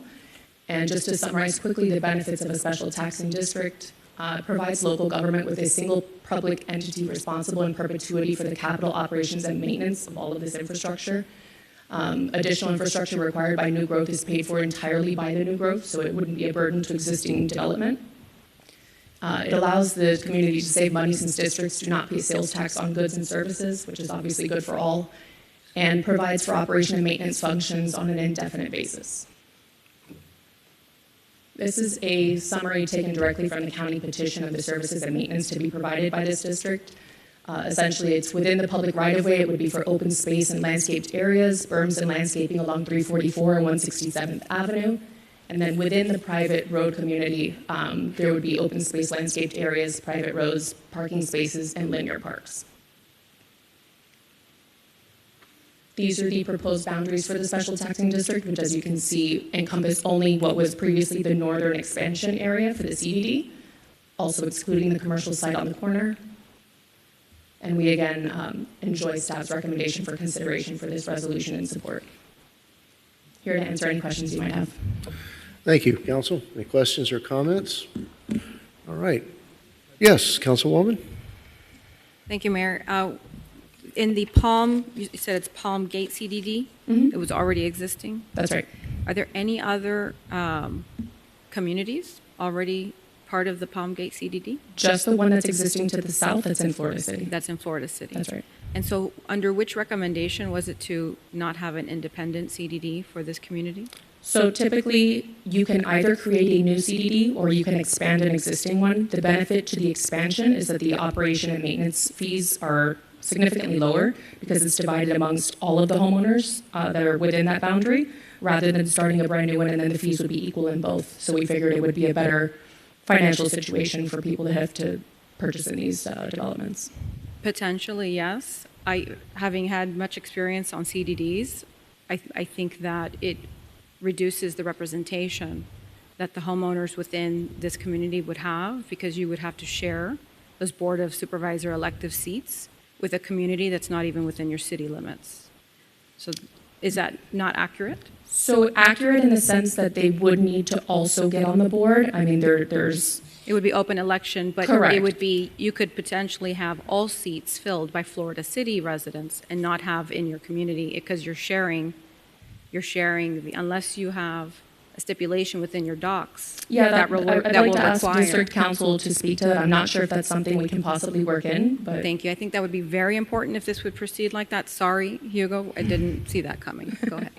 No worries. I mean, and just to add to what Ginger is going to state, it is going to be under the oversight of the county, so it shouldn't matter which municipality it is, but I mean, I'll defer to Ginger. But the oversight from the county doesn't manage the annual operation and Correct. maintenance budgeting and planning and vendor selections and, filtering complaints, et cetera. But I'd also like to hear from the rest of my colleagues. No, I hear your point, Well, absolutely. yeah, and I think what you're really getting at is that you have two non-adjacent neighborhoods, so to speak. Right, they don't share a gate. And this neighborhood, all of the seats could conceivably, barring some provision in the docs, be held by one neighborhood to the exclusion of benefits for the other. Exactly. And whereas most of the CDDs, at least that we're aware of, they're within, a PUD where multiple communities share one gate. And so they are in essentially one neighborhood together.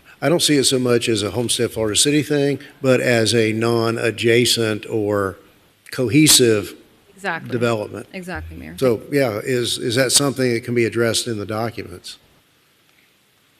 Well, I guess, what's the unit split between Florida City and Homestead? Good evening, Ginger Wall, Billing Cochran, Lylesmore, Ramsey. So we actually represent already Palm Gate CDD. Palm Gate CDD is still under construction, but is almost completed. It actually consists of 521 villas.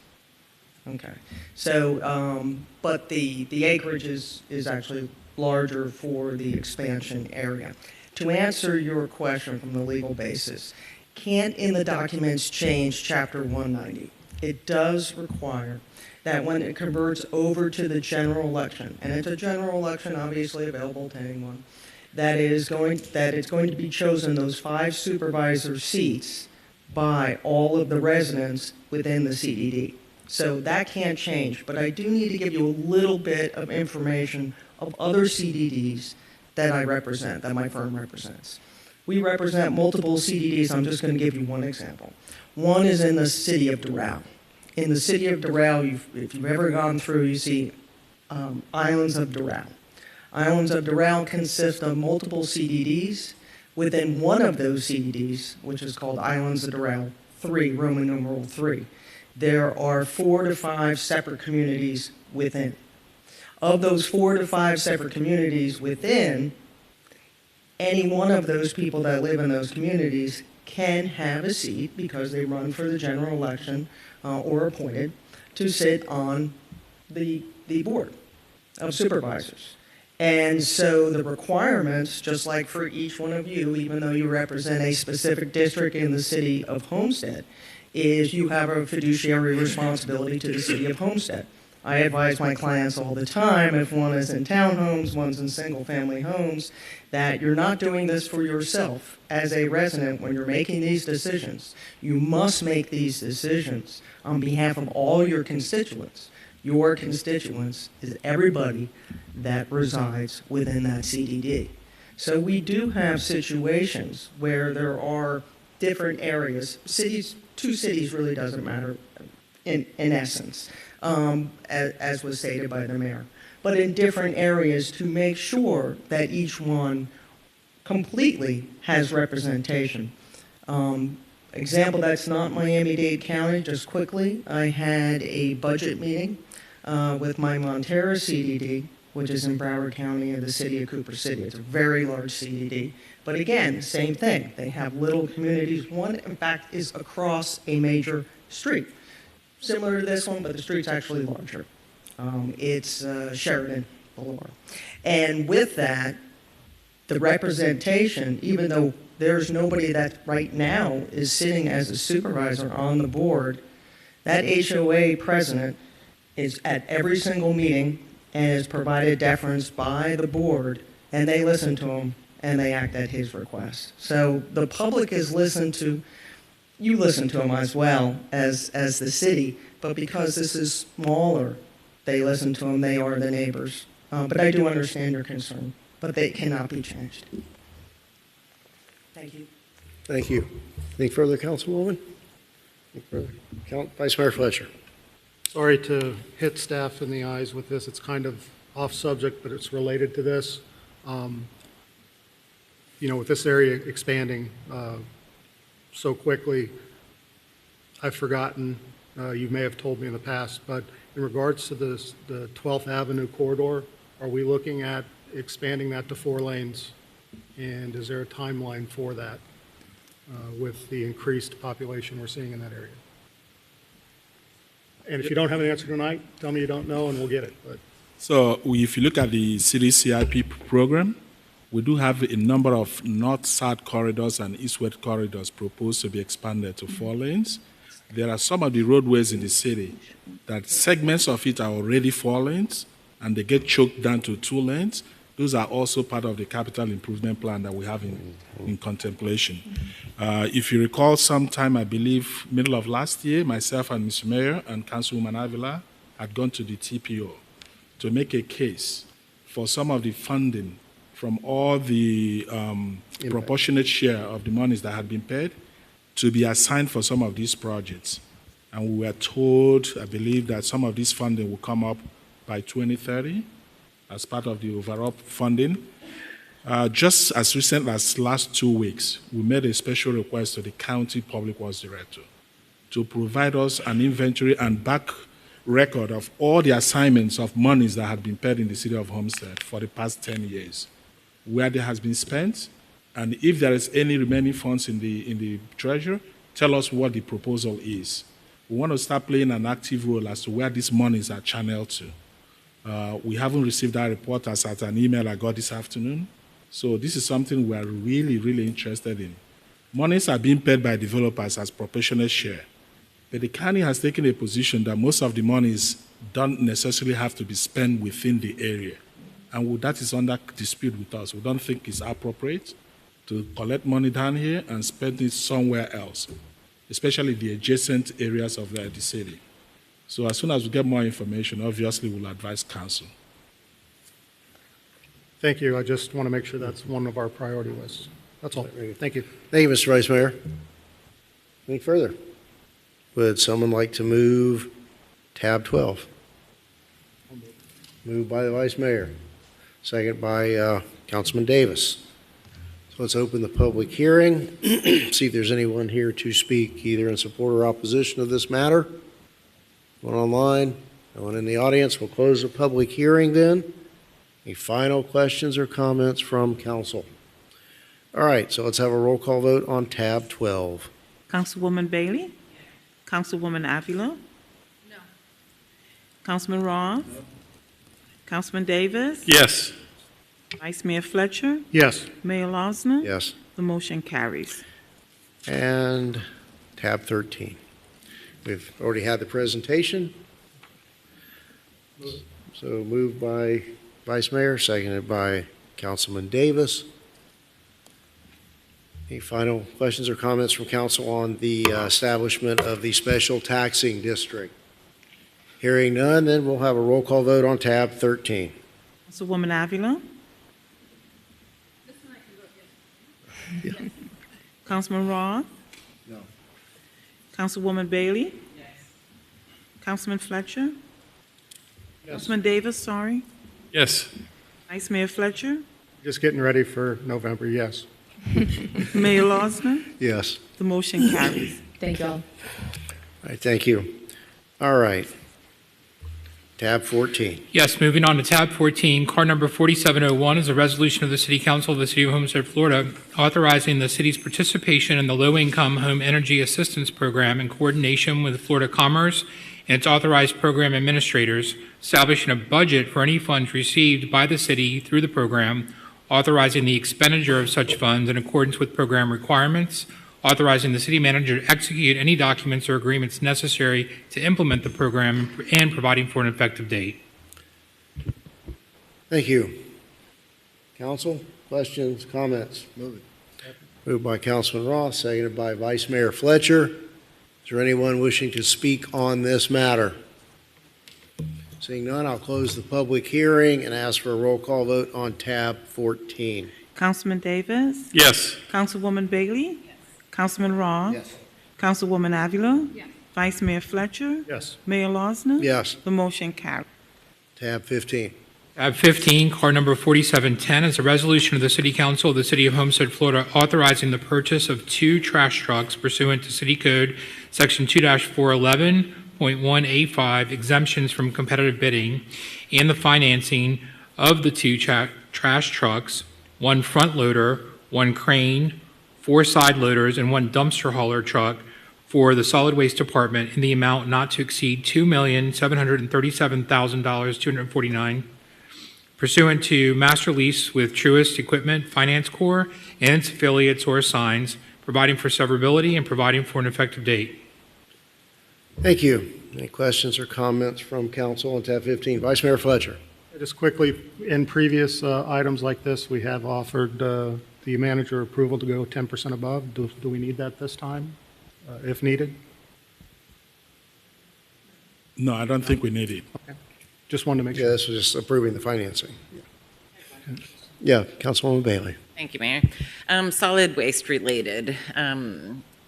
There are 2 houses specifically that I drive by constantly, and you can see that their recycling can is overfilled. You can see what are some of the items that are in there, and it's not recyclables. What do we do in that instance?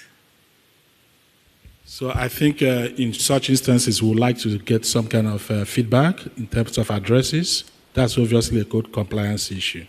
So we can assign the code officers to visit the location.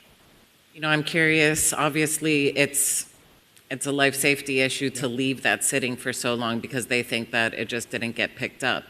Do our drivers see that and not put it in their recycling truck if they can tell that there are not recyclables in there? It depends on the level of hazard that's contained within it. We may have a violation on it already. I don't know. We have to, if we could get the information. I was just curious if then our regular garbage truck would take that recycling can.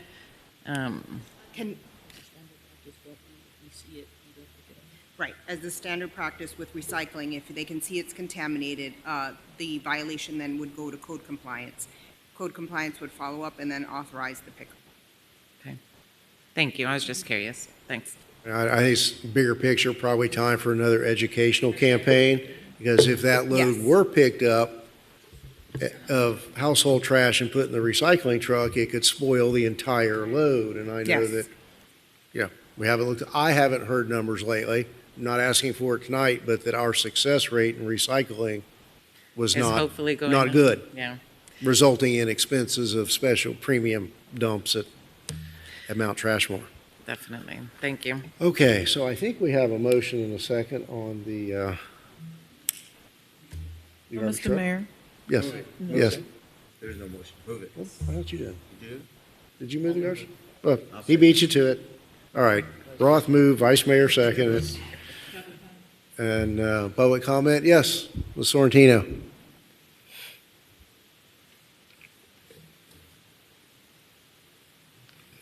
Hi, on the subject of recycling, I live at Caribbean Isles over in Isle of Capri, and we are not asked to recycle in that area because we're not separate homes.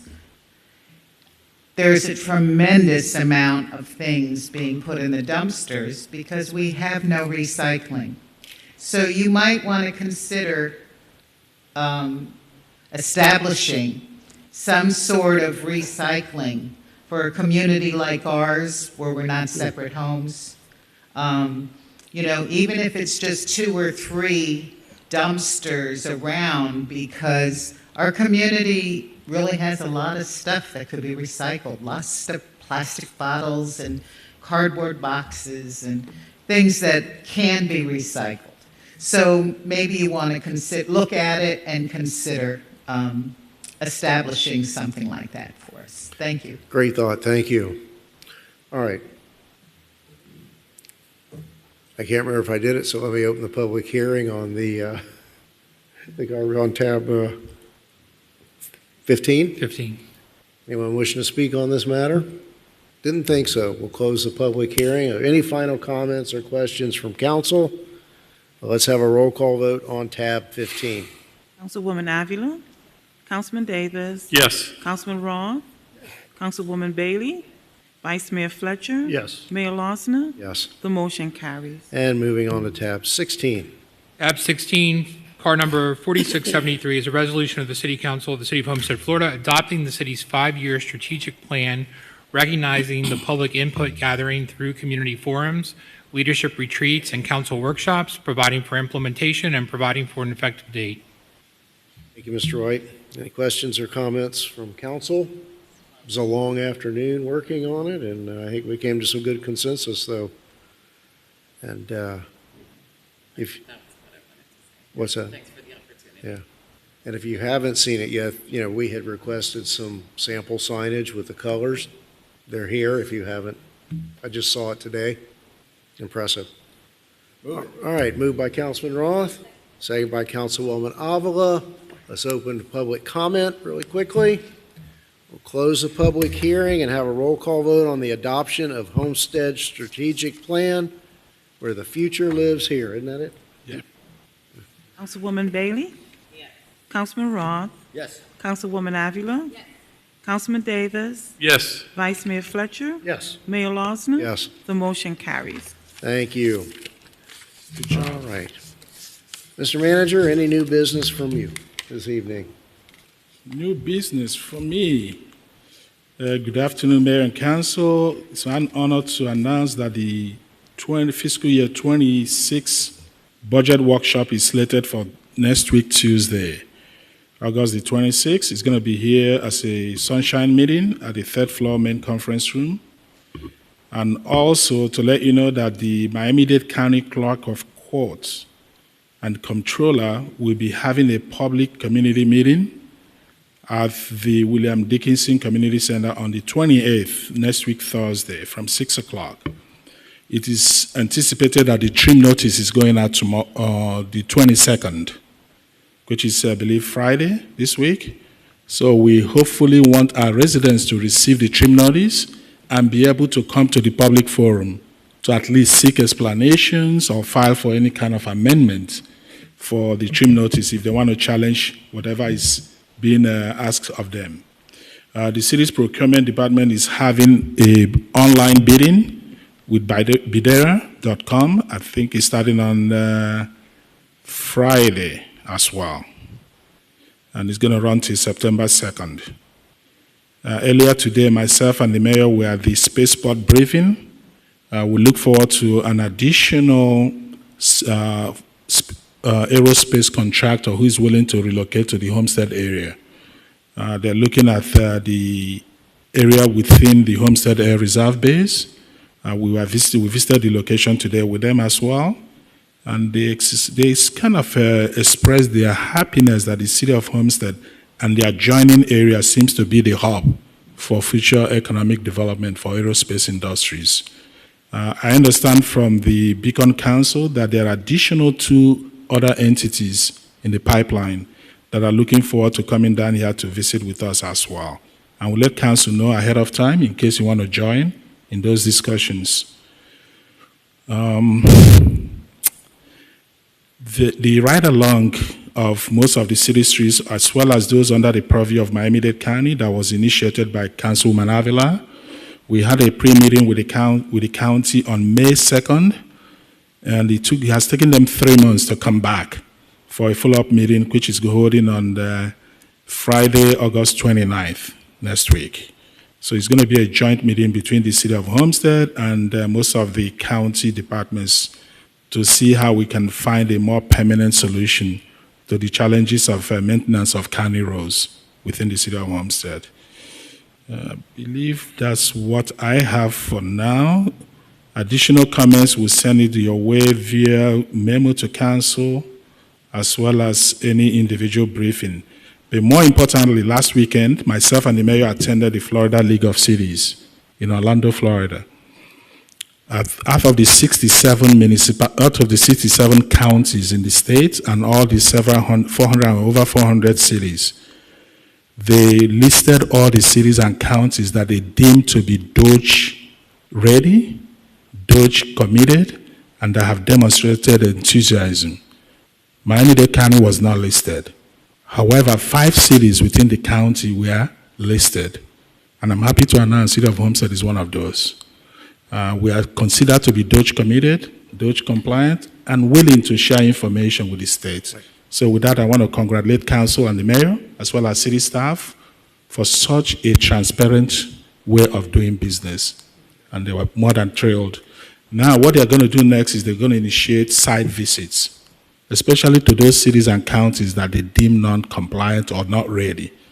We welcome them to come down here any day, anytime, and we'll be willing to share information more with them.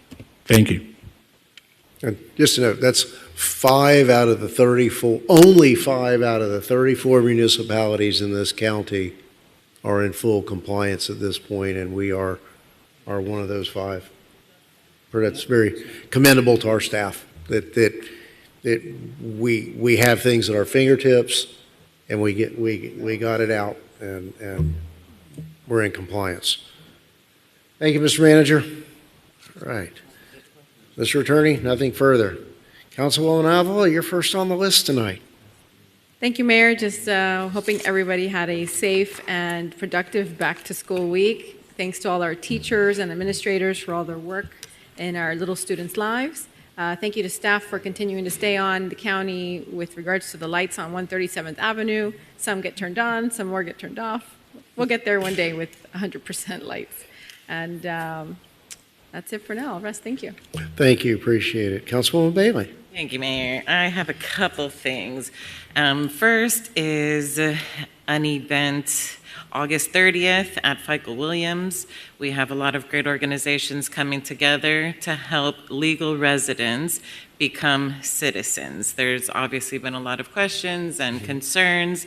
This is a really great event. A lot of very helpful resources will be there. So please check our social media for details on that. Fico Williams, August 30th from 10 a.m. to 2 p.m. Couple questions for PD. Obviously, school is back in session. I had a couple ideas, questions, concerns. One of them is especially for our middle schools and high schools, where children are walking out of the school, skateboarding out. They are following absolutely no crossing signals.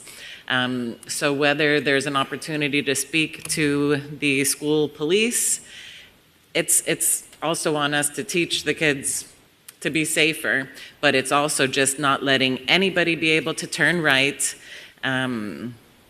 It's crazy. Our community police, I know in the past, have been very involved with visiting schools. If we can please put that on the list. It's obviously dangerous for them, but it's causing a lot of the traffic that is happening. Noted, and we'll take care of it. Thank you. Secondly, for PD is that road that runs parallel to the busway is Old Dixie.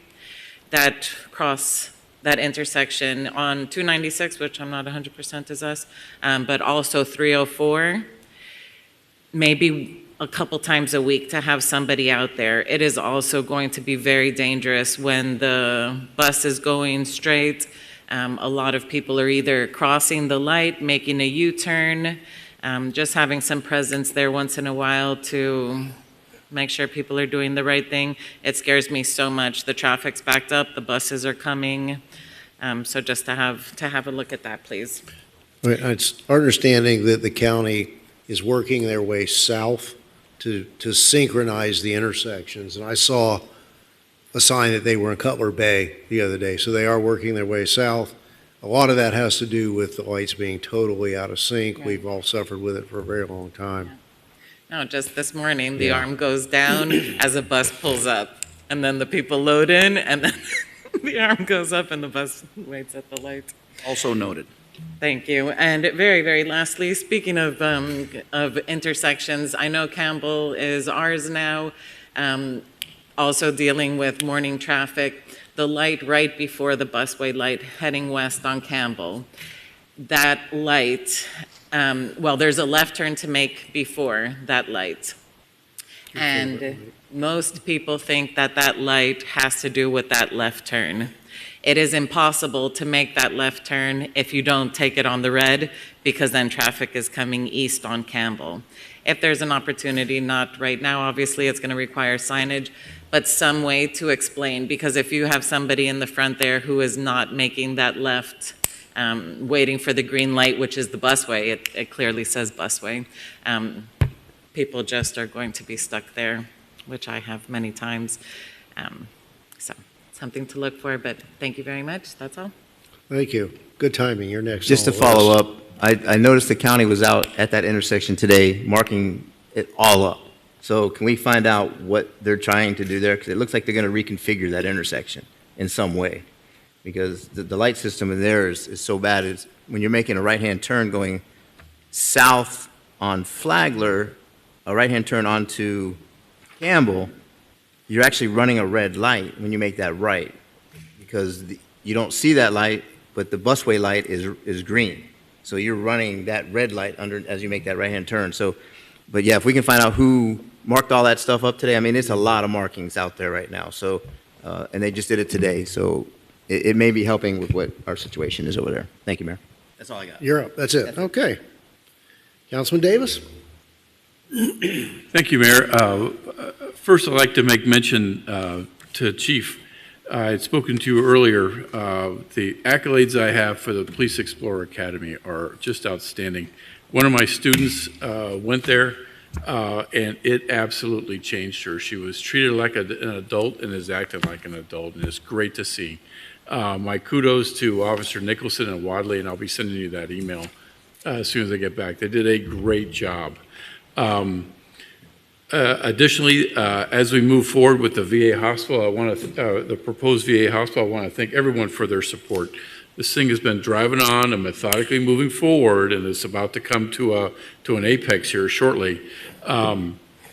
Many thanks to the city manager. We had a meeting with the VA representatives where we found that they had done extensive research into the south end of the county, but unfortunately didn't ask any veterans and didn't ask anyone at the clinic what they thought should happen. So typical of a kind of a federal government solution of just throwing money and walking away. But you know what? We intercepted that, and I think it's going to be very successful. One thing that I would ask is, and I know a lot of moving parts are going on, I know a lot of things are happening, but I would ask that the notion of the East Side Police Station remain on the front burner. And I get it, I have no ill words, but it's one of those things that one of these days we're going to say, gee, I wish I had done that. You know what I mean? And then it's too late. So we have to make that decision, whether it be at the old bank building or at the sports complex or whatever. Hopefully we can start moving in that direction, because once we make that selection, then we can figure out how we're going to pay for it, which is a whole other battle. But great work is going on that as well, and I just hope we keep marching in the correct direction. Thank you, Mayor. Thank you, Councilman. Vice Mayor Fletcher. Yes, thank you. I'll be brief tonight. First, I want to, again, just give the city staff a big congratulations on a great job on the strategic plan, as well as the DOJ compliance recognition. I think that's a big kudo and something to have in our pocket in the future. I want to wish all of the students and parents a great and safe, happy new school year. And teachers as well, more so the teachers. We need to make sure they're really looked after. And I wanted to also remind everybody we are going to have a health and wellness fair on Saturday, September 6th, starting at 10 a.m., and that's going to be at the Michael Williams Community Center, again, for all those screening out there. And let's hope for a nice big turnout on that day, and maybe we can do more of those. That's all I have, Mr. Mayor. Thank you. Thank you, Vice Mayor. Have a great night. I don't think we've had a meeting since our newly elected property appraiser came and did a program at Homestead a couple of weeks ago. Very popular, very successful. Over 150 families were served, were able to obtain exemptions that they should not have lost, or were not aware that they were eligible for, widows and widowers and disabled veterans and seniors and income restrictions. That's was truly, heartwarming to see that, that effort, and a lot of compliments there. So, the newly elected constitutional officers of this county recognize that Homestead is the future. We are moving toward the same level or better levels of service that those more affluent and other well-known and high-profile communities closer to downtown are getting. And there's been discussion about satellite offices being located here to provide those services across the board, whether it be property appraiser, tax collector, supervisor of elections, that all of that will likely be here. And we know the wheels of government turn slowly, but remember, they are their own independent agencies now. And I think across the board, there is a recognition of that need in the community. Tack on what the manager said earlier, it was a very interesting presentation today. Big things coming in terms of aerospace, just how big and how momentous and how close it is and how much it will impact our community. We don't have dates firmed up yet, but I wanted to give each of you the heads up that sometime throughout the month of September, in connection with the bond issue, the bond questions that we have voted to put on the ballot, we are allowed to educate, not advocate as a city, but educate. And we're planning at least three town halls, getting the materials together, the presentation together to go out and do that. And, I think education is the key. Nobody likes paying more taxes, but they like knowing why we're asking them to incur this debt. And, so far, certainly the roads question is the most popular, but I think there is also widespread support for the parks as well. And I think that our recent success on entering into that lease agreement with the sports hub will take that a very long way. And finally, I want to say, it doesn't seem like it because it's still kind of early tonight.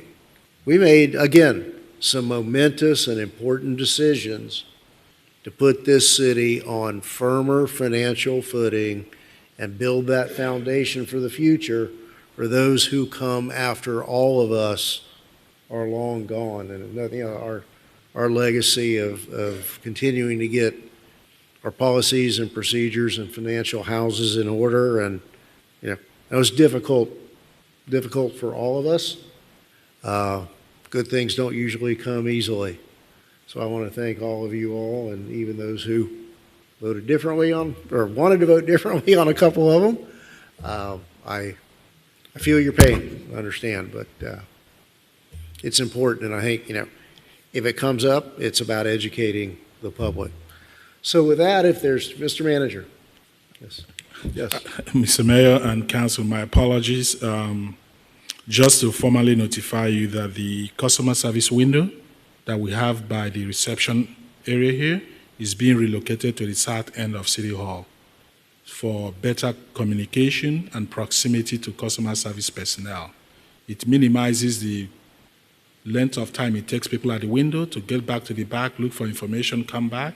So it creates a seamless delivery of service to our customers. So that will be done effective tomorrow to make it more seamless and more effective. Just a point of information. Okay, very good. And finally, I do want to point out that there is still a vacancy on the police pension board for a resident of the city. Anything else? Yes. Vice Mayor mentioned the Community Health and Wellness Fair. I don't know if I heard you right, but you said this Saturday. It is September 6th. Okay, sorry. I just wanted to make sure because it is going to be awesome. So August 30th and September 5th. Thank you. Thank you, Councilwoman. So with that, if there's nothing further, I would be happy to entertain a motion and a second to adjourn. Amen. Moved and seconded. Good night, everyone. Thank you. Meeting adjourned.